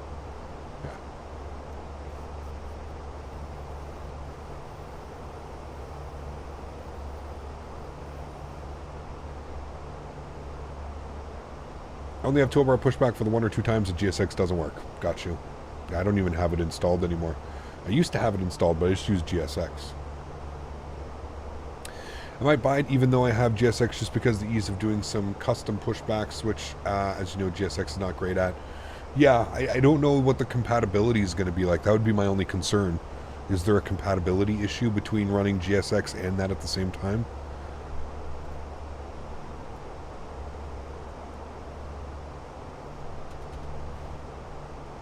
Would you like to upgrade to an OLED monitor? I don't know. I haven't really done enough research on that, to be honest. I still think IPS monitors look the best. I don't know what an OLED could be. Is there a reason why my GSX main menu sometimes randomly opens and stays at the loading? If so, what things can I do? Usually that's because like you have some weird GSX profile or something running. Shouldn't do that normally. Resume normal rate of climb. Flight level 330 will resume normal rate of climb. Eurowings 42 Delta Kilo. Right, climbing to 330 now. Normal rate of climb. We are going to have to get some engine anti-ice on here again as we start coming up through some of this high layer clouds. It is negative 17 outside. You definitely don't want to be picking up any icing. Aerosoft is just failing in flight simulations. I doubt they should even continue. 330 has been delayed for almost 2 years, and it is bad that it won't mark it. I don't know, Oreo. You have to remember, man, they just received €500,000 in tax-free money from the German government. Aerosoft isn't going anywhere, man. As much as we think the development group... Listen, I'm hoping what's happening at Aerosoft right now is they've taken that money, they've decided that, you know what, we're not going to put out a shitty half-ass product, we're going to hire the right people, we don't care if this takes an extra year, if this takes an extra 2 years, and we're going to start delivering high-end products. I hope that's what's going on at Aerosoft. I really hope that they're not just taking this approach as taking the money and kind of just continuing with the half-assed ways. Listen, I got to be honest with you, man. I don't have a lot of... I know that Aerosoft has been involved in the P3D and FSX thing for a long time, but just judging by all the... Like, I used to watch Matt Davies, I watched Chewy all the time, London Controller, all these guys that used to fly P3D, FSX. None of them really ever had anything good to say about Aerosoft products, right? They've always kind of been mediocre at best. So what I'm hoping for is Aerosoft has kind of taken this opportunity, again, €500,000 of tax-free funds. You know, I don't know. We'll see. We'll see. Maybe I'm expecting too much. Maybe I'm thinking that too good in some people, but I hope that that's the case. I hope that's what's happening at Aerosoft. I hope they're taking this opportunity to kind of look at the way that the industry has shifted, right? I mean, look at the products that we have out now in PMDG, in the Fenix, in 125.2 for Eurowings, 42 Delta Kilo. Thank you for the ATC. Have a great evening. 125.2, I believe is what he said. 125.2 is Langen radar, so we'll switch over to that too. Phoenix block too soon? Hopefully, man. To be fair, no seriously good long-haul payware has been released from Microsoft in almost 4 years. It's not just Aerosoft. No, I agree with you on that one, Ollie. I think we're just talking about Microsoft as a development group in general. You know, that's fair though. But Aerosoft themselves said that the A330 won't be study level, would be of decent quality, just like mediocre as you've described. Hopefully, they do make a higher quality. Who knows, man? Who knows? Like I said, you can only hope at this point, right? Otherwise, I would feel that all that money that they received is a little bit of a waste. The way that everybody's struggling right now and how expensive things are in the world, for a company like Aerosoft to just get handed €500,000 tax-free, I feel like that money could have been spent better elsewhere. You know what I mean? Pat Air 22 Lima, contact Langenradar 124, decimal 730, 124, 730. BWS, just pull back, man. Hold back on the yoke. Langen radar, good evening, Eurowings 42 Delta Kilo, flight level 320, climbing 330.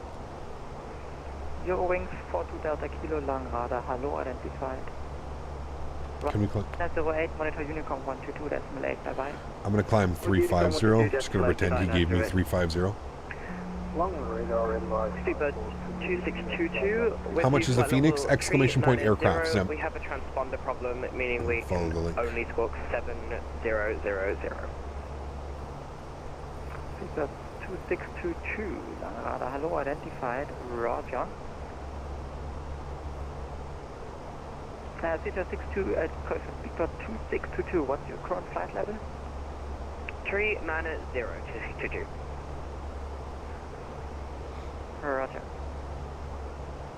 Name radar, Eurowings 42 Delta Kilo, can we climb flight level 350, please? Eurowings 42 Delta Kilo, continue climb level 350. Continue climb 350, thank you, Eurowings 42 Delta Kilo.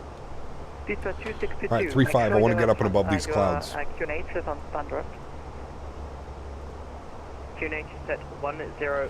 100% agree with you on that. Aerosoft definitely could have spent the money on something better. I don't feel that Aerosoft deserves that type of break and that kind of, just being honest with you. They haven't really provided much to the flight sim community. I get it. Aerosoft in general is a pretty huge company if you think about it.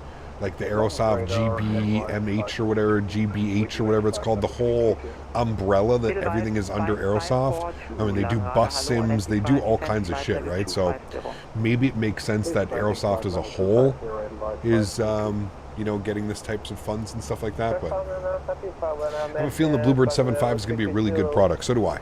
So do I, man. I have faith in Shervin and in the group over there, man. I think they're going to do a great job. 525, Langenradar, hello, squawk 2077.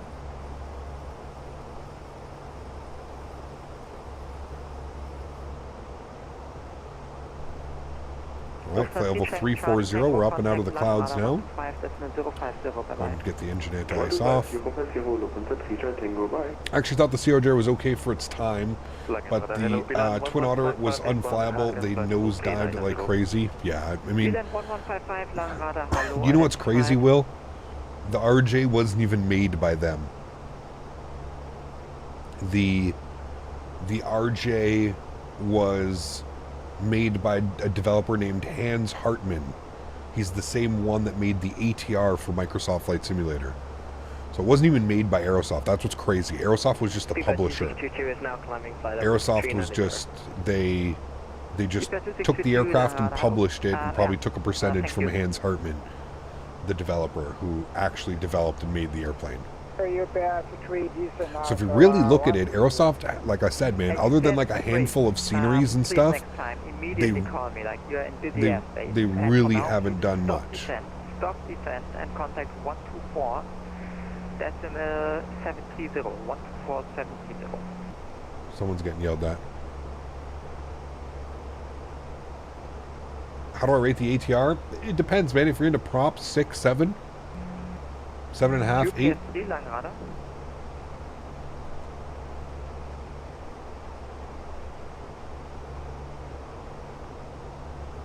All right, there we go, 350.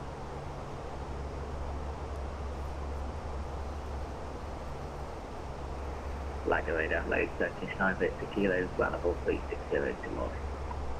Turkish 9 Victor Kilo, Langen Radar, hello, identified. Not even hyped for their 330. I just think by the time that the A330 actually comes out, we're going to have proper long hauls. We're going to have the TFDI MD-11. We're going to have the PMDG 777. I feel like we're going to have all of those airplanes, so it's just going to be, it's going to kind of become meh, you know? Peter 62, proceed direct, Delta Kilo Bravo. Let's go. Direct Delta Kilo Bravo.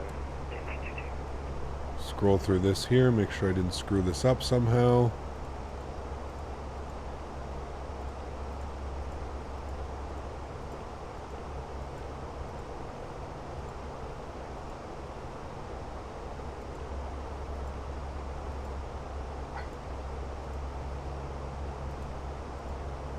Alright, and then from 836 it becomes the visual approach.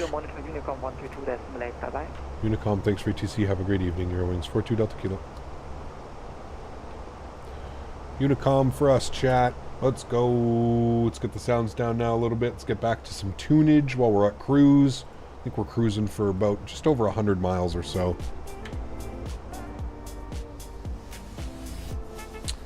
Performance tab, 128 miles. We are cruising. Matthew, what's up, man? Good to see you, dude. Good morning. The hell? Oh yeah, you're West Coast. I don't know. The mouse interaction on the MD-11 is mouse scroll, left click, right click buttons do not work. Interesting. Even for like all the light switches, it's all scroll wheel.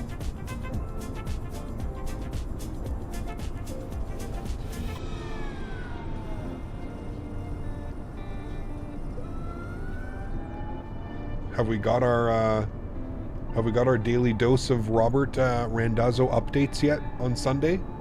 Has there been any update from the PMDG group? No updates yet?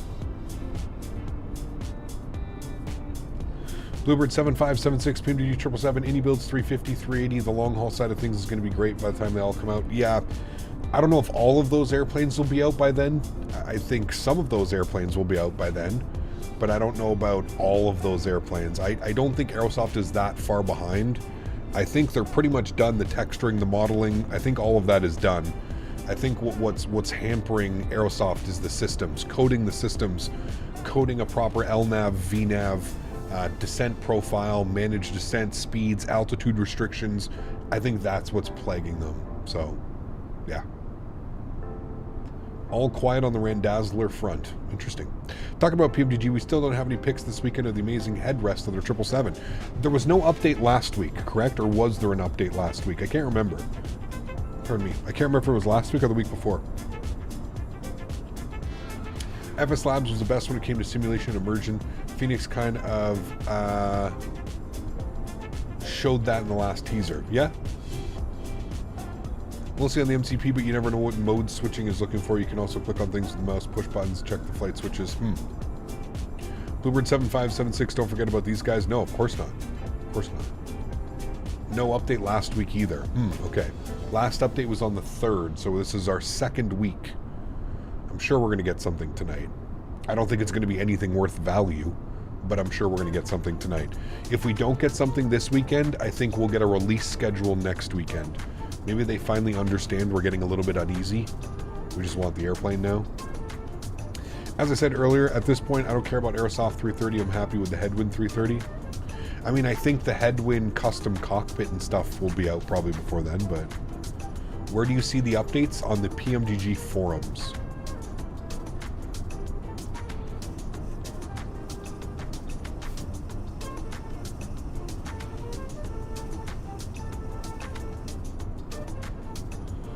You have $315 in gift cards burning a hole in your pocket. Sheesh. Gift cards to where? Best Buy? Micro Center? 5,000 words of nothing accompanied by a photo of a random switch of the 7.3. Most likely. Phoenix is buying time with a 47 Minio? I would agree, yeah. PMDG does not have an official Discord, no. PMDG is very old school, man. Very old school. Bunch of boomers getting together, hanging out, making airplanes. No offense to the boomers out there. But yeah, PMDG is old school, man. Old school.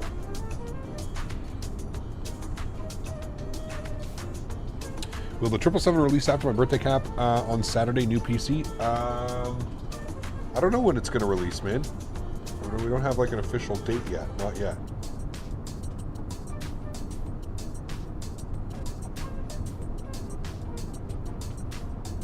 What's the link for the turbulence? Exclamation point RT. Exclamation point RT. They won't be able to censor the hate like they do on the forums. Pretty much. Yeah. String Bean, what's up, mate? Good to see you, dude. Welcome back. Hope you're doing well.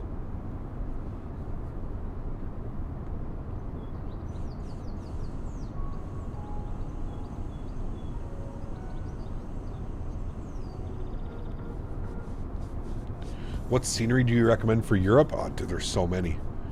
There's so many, man. Take your pick. Take your pick. Where you want to go, where you want to fly. So many great ones, man. 90 miles till top of drop. Last PMG update was February 3rd. Got you. Cool. Definitely this year, seeing the progression. Could be wrong, though. Maybe, Cal. Yeah.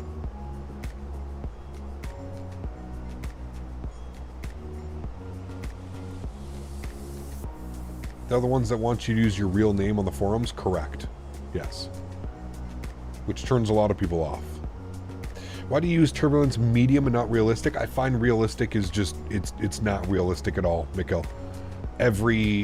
There's so many, it's just constant wind and turbulence on the airplane, like constantly.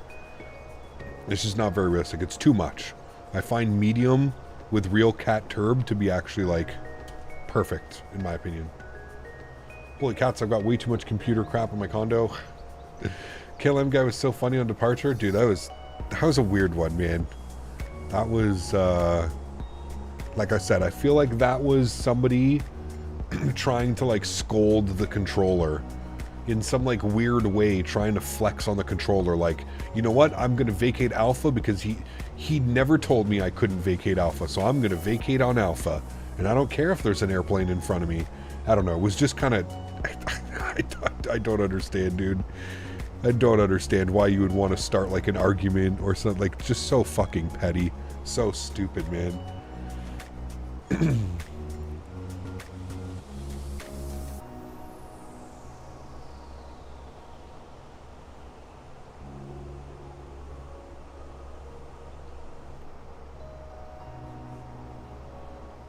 I don't get the exception with the real names in the flight sim community. I have no clue, man.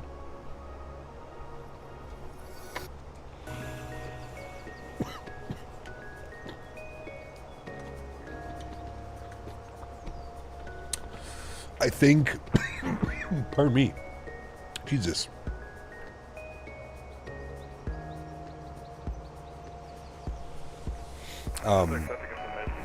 I think part of the problem, not part of the problem, I think, like I was saying before, PMDG kind of runs like this, like, kind of like boys club, old boys club, you know? They want their forums to be, like, more of like a, I don't know, like a gentleman's club, exactly like that. That's the best way that I can describe it. They want it to be like a clubhouse, you know what I mean? Where everybody knows everyone, and I don't know.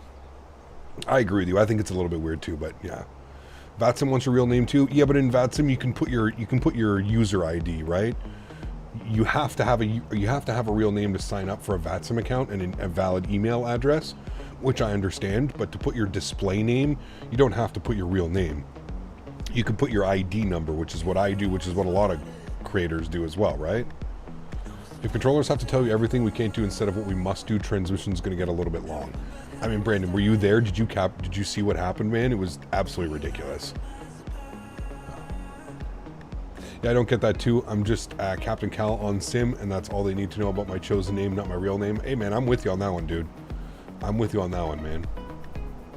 I don't think it's that bad a system. I like a bit of professionalism. Yes and no. Like I said, man, I can understand it from both sides. I can understand them like not wanting to have like, Captain Butter 69420. Okay, cool. I understand them not wanting to have that as someone's, name on their forums, right? We can all understand that. We can all appreciate that. But at the same point, I don't feel that making people put their real name isn't gonna, make that go away. You're obviously gonna have people that are probably signing up with weird names behind it as well, right? Contact me, EDMM ZUG 13415. München Radar 135. What was it? 13515? 13415.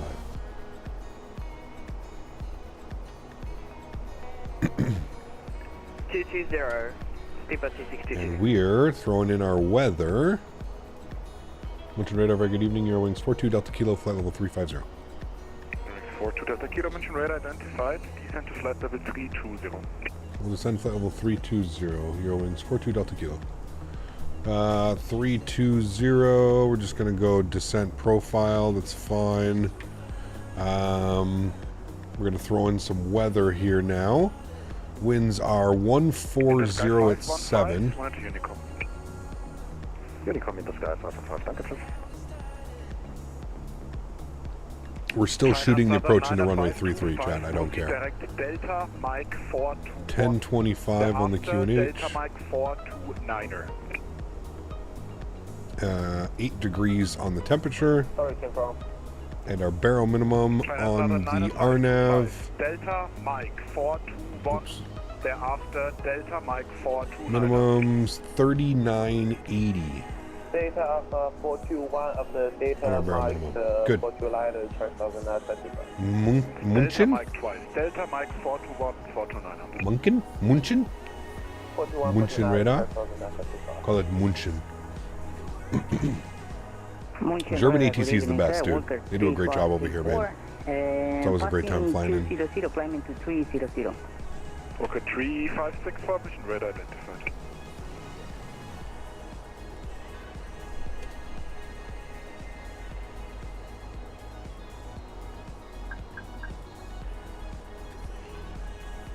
Beeline 1155, proceed direct.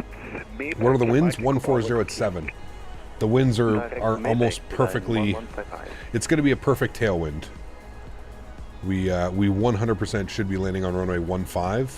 But come on, like I said, it's not very much fun. This approach is so crazy, man. Excuse me. It's München. I don't know how to describe it. München Radar. Are we near Detroit yet? Next week. Next week we'll be by Detroit. Beeline 1155, connect München arrival 120780. 120780, Beeline 1155.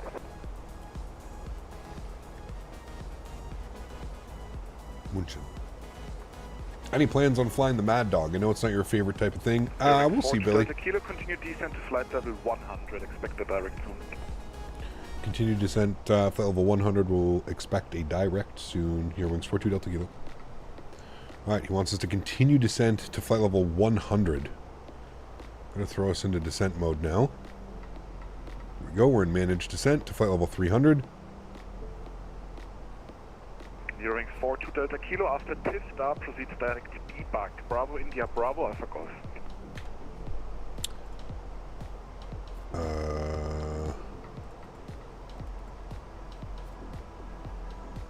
Alright, after Tivda, we'll proceed direct B-Bag for Eurowings 42 Delta Kilo. Lincoln, good evening. Beeline to Bravo, Smitty of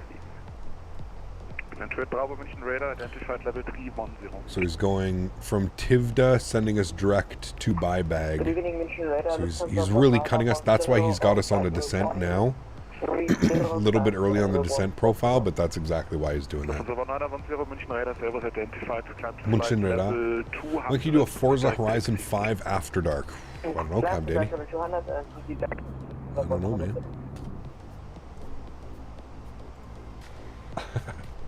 Tenure to Boba, my man, dropping the $5 donation. That's like almost like, imagine me, okay guys, if you want to come into my stream, y'all got to change your YouTube names to your real name. Could be a little bit weird, right? Thank you for your support, man. I appreciate you, dude. We're going direct to Buy Bag. Where are you, Buy Bag? Buy Bag. Insert. Let's go. Alpine 1 Quebec, München identified, direct Romeo Tango Tango. If read it as München in English, things are pronounced like this. Just saying, it's pronounced Munhin. Munhin? I don't know, man. Listen to the control. Look into the controller. They're all saying München. München. Munin. Captain, what's the difference between middle name and last name? What do you mean? Well, it's your middle name and your last name. I always use my real name. No wonder some guy now, Jerry keeps telling me that I've won the lotto and needs my bank details. Maybe, Lee. You should see the emails that I get, man, on the Captain Canada stuff. My real name is Seymour Butts, and you have no idea how hard it is when real names are required. Seymour Butts. Nice. Snow Floaties 210 to Mo, thank you for the support, my friend. I appreciate you, dude. Incredibly kind. Thanks for the laugh as well, dude. Appreciate it, man. Good evening. Stevens 844 passing Firewall 377 for Firewall 390. Stevens 844, München identified. Everything is less complicated in Finnish, no silent letters or different pronunciations. Yeah, true. You see München correctly, except you need to have the sh sound for the München. München. München. München. München. München radar. A lot of clouds today, was. Yeah. Sends 3,000 feet per minute or greater, Eurowings. 42 Delta Kilo. Wow, he's not messing around. 3,000 feet per minute. Just getting us down there, chat.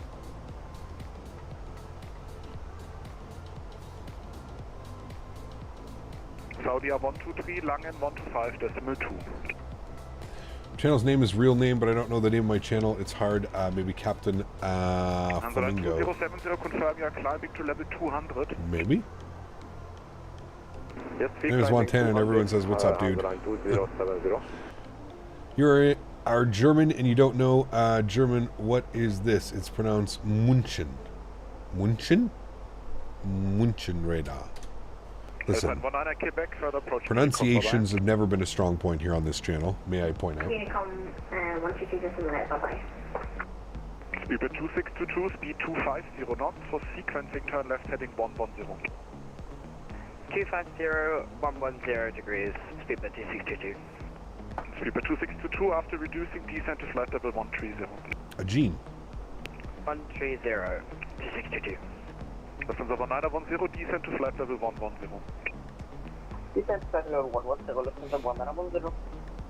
Remember you used to say my last name? Descent to flight level 200, 2,000 feet per minute. Haggis?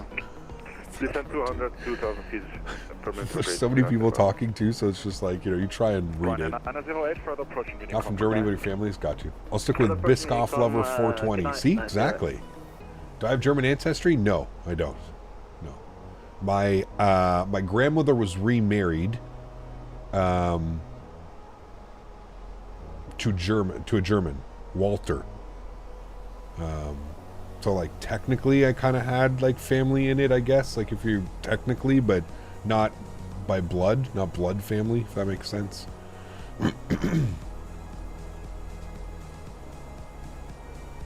It's hard to choose a name. Twitch has a lot of random names. YouTube's better. Maybe, I don't know. I mean, you could use your handle on both, right? My Twitch name is Captain Canada _YT for YouTube. Because yeah, there's a bunch of Captain Canadas over on Twitch and stuff. Would you buy Nice from Just Sim? I don't know how I feel about that, to be honest with you. Instead of like making new sceneries, they're just going back and reselling all their other sceneries. I don't know, man. I know that there's like a heavy discount for users that purchased other products, but it just seems weird. It just seems weird that instead of making new scenery or developing new airports, they're just redoing all their other airports, saying that the performance is 2 or 3 times better, and then charging you another like $15. I don't know. I don't know, man. How do you enable and disable Toby and Microsoft? Where's the hotkey for that? The default hotkey is F9. That's the default hotkey. You would set that in the Microsoft settings. You can also bind it to anything that you want. So I have it bound to a button on my joystick, so I can turn it off. I can turn it off in a second by just pushing a button on my joystick and turn it back on. So that's how I have that. Field air sceneries aren't the best, but they make the ones no one else makes. Yeah, they're definitely not good. 130, we're just trying to get the autopilot to work. Not very good at all. Getting some ground spoiler out here a little bit. Quite heavily on the descent. We're still 60 miles from the airport. What is the name of the key? Well, you can set it to anything that you want, Daniel. Oh, well, go to... If you open up your Microsoft settings, you should see a little... Just like how you can select your like rudder pedals or your joystick or your throttle, you can see Toby up top, and then you'll see the buttons. I think it's like pause head tracking. I think it's pause head tracking, reset head tracking, I think is what it is. But don't hold me to that. I wonder if we have ATC all the way in. Couldn't get your track iron to work for Microsoft? Just update it, man. It should definitely 100% work.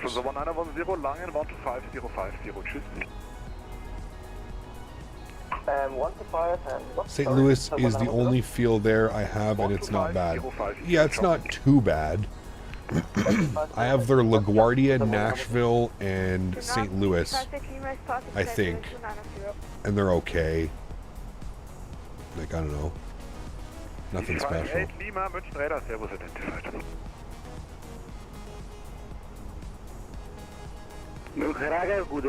Italia 037, fly level 380.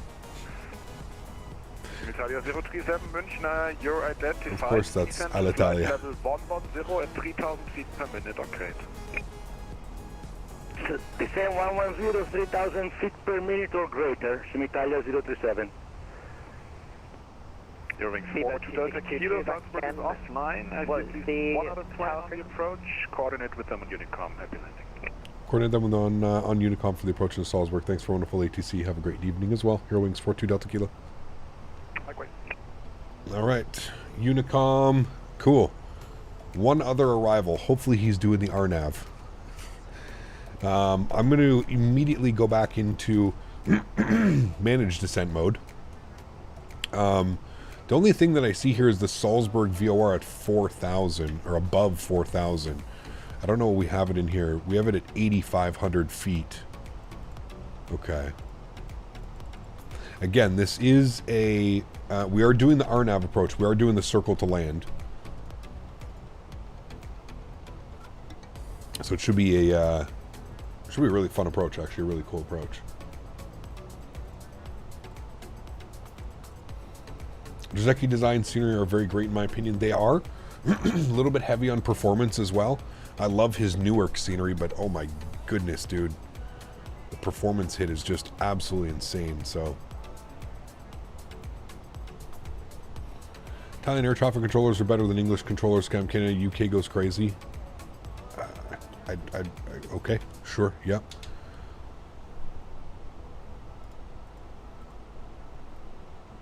Alright, we're going to go auto brake low, ground spoiler armed. Don't forget to tell the tower controller, Guten Abend. We don't have any more controllers. I think that's it for us. No more controllers. Field Air has St. Louis. I don't see it on the IndyBuild store. Probably on Sim Market or something like that. Might have to buy it directly through Field Air. I think it's kind of like IndyBuild's great to look at, but needs optimization at bigger airports. Yeah, I mean, well, again, partly I think some of that is to do with Microsoft Flight Sim as well with performance lately. Have you ever met London Controller in person? No. I will meet him hopefully in Las Vegas coming up here, Flight Sim Expo. I think he said that he's making the trip over. So Flight Sim Expo 2024. Why are you already at flight level 100? That's the controller, man. The controller had us descending. Probably something to do with his airspace. You probably need to be at a certain altitude in his airspace. I'm assuming that's what it is. That's why.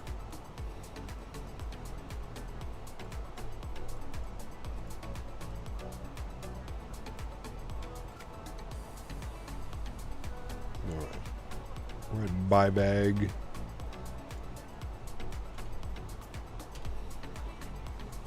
When is the expo? June 23rd and 24th, I believe.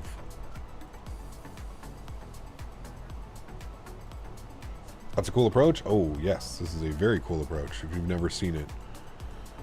Fly basically towards the Swiss Alps, man, and then at the last second you make basically a right turn. You just hold it for the runway. It's pretty badass. It is pretty badass. Come all the way down here, and this is the visual part of it.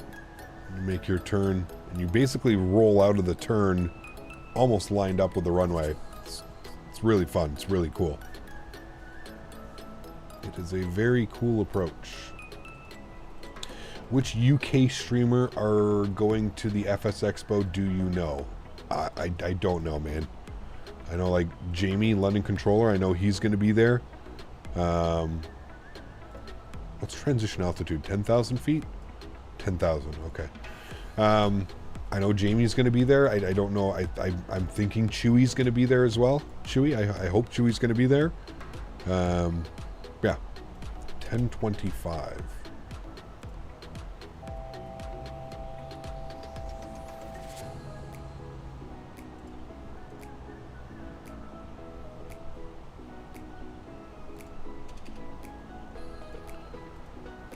When you go to Austria IRL, you must try sort of crumbled pancake dish. Stroopwafels? Chewy works with Microsoft, right? Or is it Jeff? No, Chewy. Chewy does, man. Maybe Droya? I haven't seen a Droya content in a while, man. I don't think he streamed in, like, since the last expo last year. I haven't seen a Droya video pop up in quite a while, man. Do you think an RX 580 would run Microsoft? I don't know a lot about AMD graphics cards, unfortunately. I wouldn't be the best one to provide that information. Chat, can an RX 580 run it? There's a website you can go, can I run it? Isn't it can I run it? Isn't that what it is? I think that's literally the website, can I run it? And then you put your specs in and then you select the game and it lets you know if your PC can run it.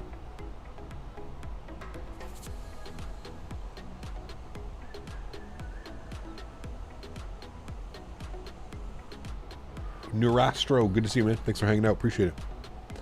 Droid does trains as well. Try train sim as well as flight sim. No, thank you. You run it on a RX 560. Well, there you go. So it is possible. The possibilities are endless. Do you know when AnyBuilds plans to release the 350? I don't think it's going to be this year. I would be very surprised if it's this year. I would say most likely next year. I have no clue. Sim's on life support, but I guess it works. Hey, man. What do we got to do, right? Whatever you got to do.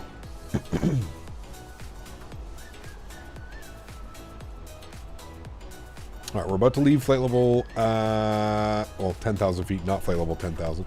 We're going to descend to 5,000 feet. If we have a quick little look-see here at the chart, I'm going to pause the music here in a sec. There we go. Music is done for the day. Wonderful.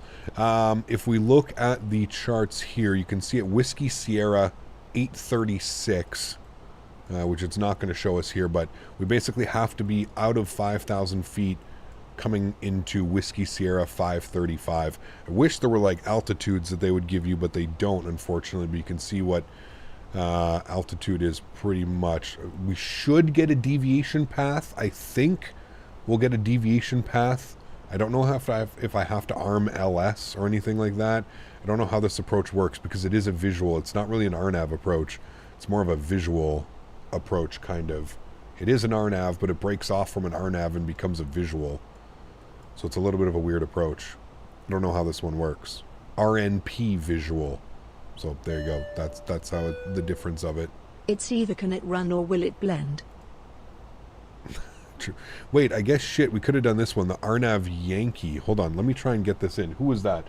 CHLM, thank you for the support, man. Appreciate you. Maybe we can do the Arnav, and then it actually will give us a proper... what did I say it was? Arnav Yankee? Because that actually has it drawn in. Arnav Yankee 33. RNAV Yankee 33. Salzburg traffic, beeline 1155 established at 1510 miles. Direct. Salzburg traffic, runway 908, final for runway. Okay, we don't want that. Whiskey Sierra 33. Direct, Whiskey Sierra 33. Direct. Okay. That might actually draw it in, but now we really need to descend because apparently we're really high up on profile now. So I'm going to go ground spoilers out. There we go. CHLM, thank you very much for support, man. I truly do appreciate you, man. Huge no floaties, dude. Thank you, thank you, thank you. Only RNAVs don't use LS, you use approach. Okay, so that's what it is. You don't arm LS, you arm approach. Is that what it is? I can't remember. All right, sounds are coming up.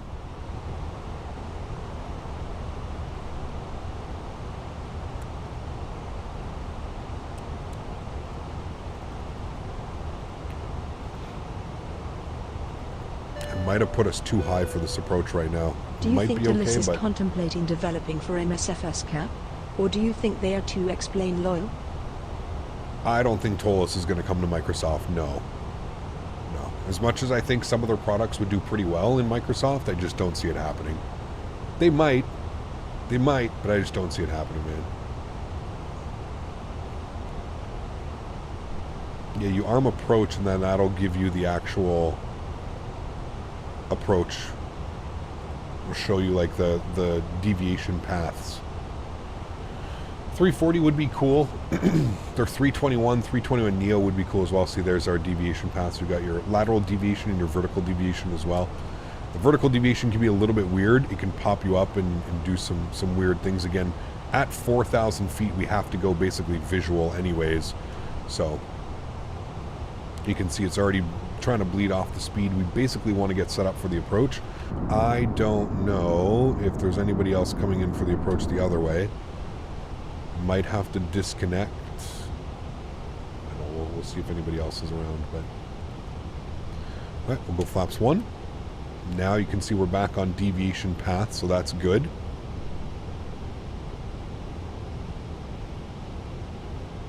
I'm going to keep my ground spoilers back in now, and we'll arm them. Good.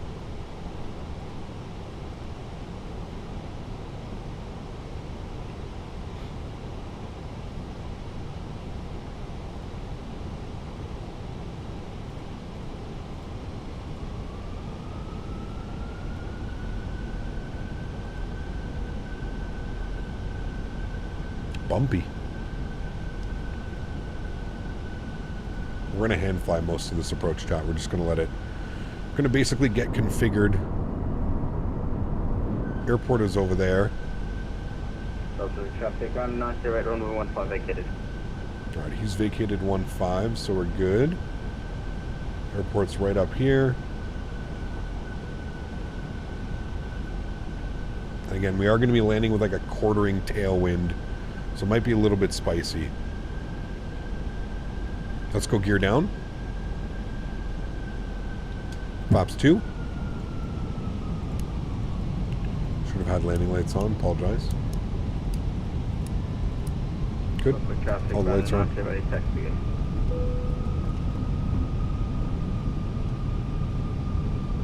See, the deviation path is doing weird things. Now it's trying to keep us up at an altitude. So, again, we need to start descending now. So I'm going to take control of the aircraft. We're going to start descending. I'm going to go flaps 3.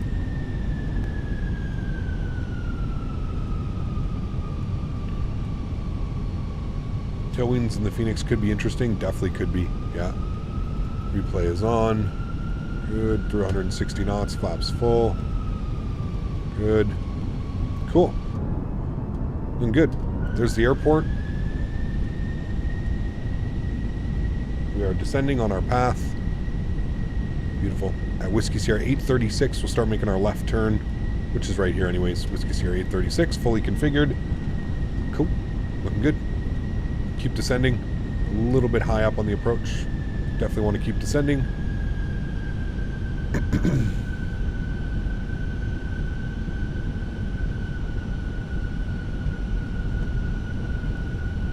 And I will turn on joystick cam. Enjoy the arrival, friends.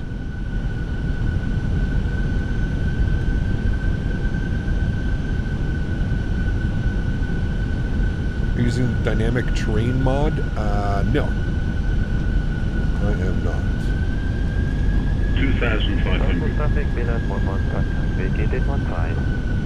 Alright, those guys are vacated. Beautiful. Salzburg traffic, Eurowings, 42 Delta Kilos, RNAV, Yankee runway 33, Salzburg. Alright. I think we're looking good for the approach. Almost going to make our turn. Not quite yet. We're going to fly just out to here. 2,000. Go, 2,000. We're looking good. Alright, let's start our turn.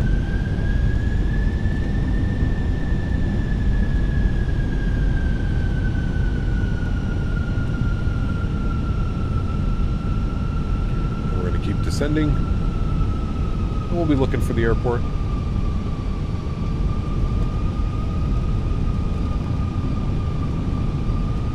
I can't remember the altitude you want to roll out at, but it's fairly low because the runway is going to be like right there. 1,000. We're looking. There's the runway. Okay, I think we're actually pretty good.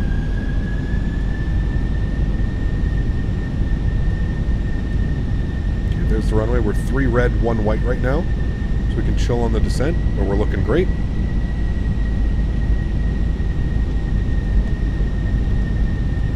Beautiful. That is actually a really nice approach, chat. A little bit low still. That's okay. Not the end of the world. We're not 4 white. We're not 4 red. Go. Correcting. Looking good. Cool.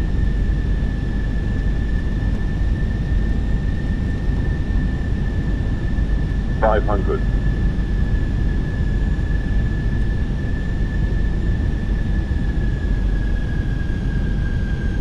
$400.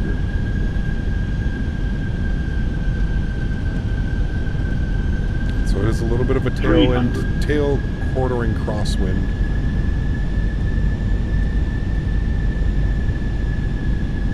$200. We'll need a little bit of rudder correction before touchdown. $100. 50, 40, 30, 20. Retard. Ooh, she's floating. 5. Not bad, chat. We floated a little bit. Nose down gently. Good crosswind technique there, but that tail crosswind kind of messed us up a little bit. Decelerating.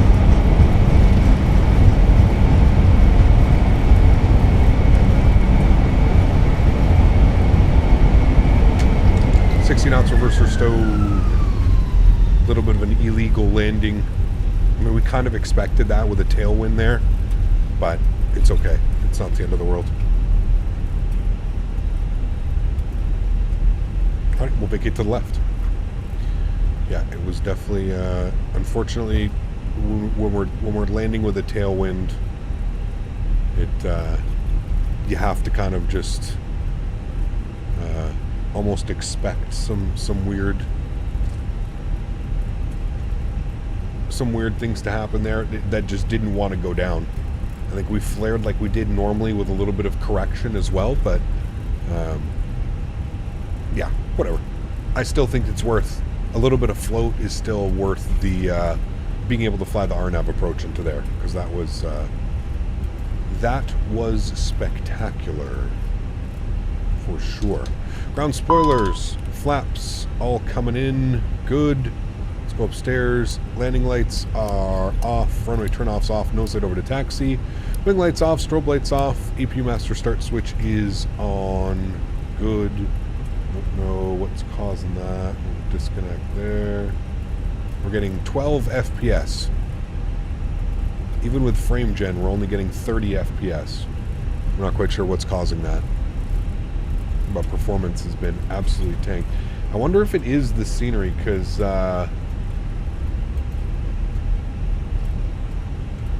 something's definitely not happy.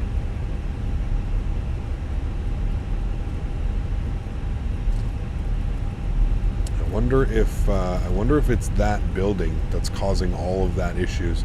So initially what I thought it was as well when we were here the first time, but yeah, Something going on with the scenery for sure. Hopefully we can get an update, because 100% GPU usage. Yeah. Shouldn't be doing that. But like I said, if you look this way, you get great performance, and it doesn't absolutely pin your GPU. But if you look this way, in the direction of that thing, you get absolutely hammered. So, yeah. I'm thinking it just has something to do with that building right there, the museum that they've modeled. It looks incredible, but something tells me that's what's causing it. Should do a go-around. Listen, under normal circumstances, I probably would have done a go-around. I have to leave my house in 28 minutes. I have to be out the door. I still have to shower. I have to take Daisy outside. It's my fiance's birthday dinner this evening. So that was another one of the main reasons that we did not shove a go-around there. Also, if I'm being honest with you, with a 6-knot tailwind like that, I don't think we really would have got anything better than that anyways. Still fighting a tailwind on that one. So there's I just don't have the time this evening. So, yeah. It's the scenery? It is, yes. I don't know. Let's go Echo 2 because it's just right here. We'll go here. Good, cool. EPU spooled up. Everything's looking good. Let's go ahead and stop our recording. Good.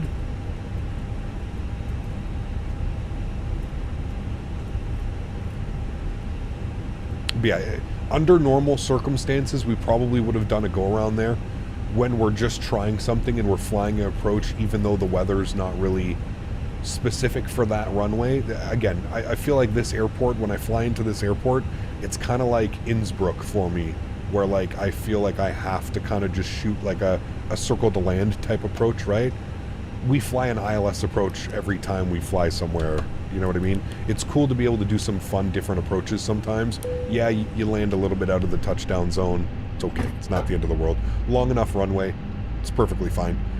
We don't have a number to call. We don't have anything to do about that, right? So it is perfectly fine, and I am perfectly okay with it. It was a great landing, considering the winds and considering everything else.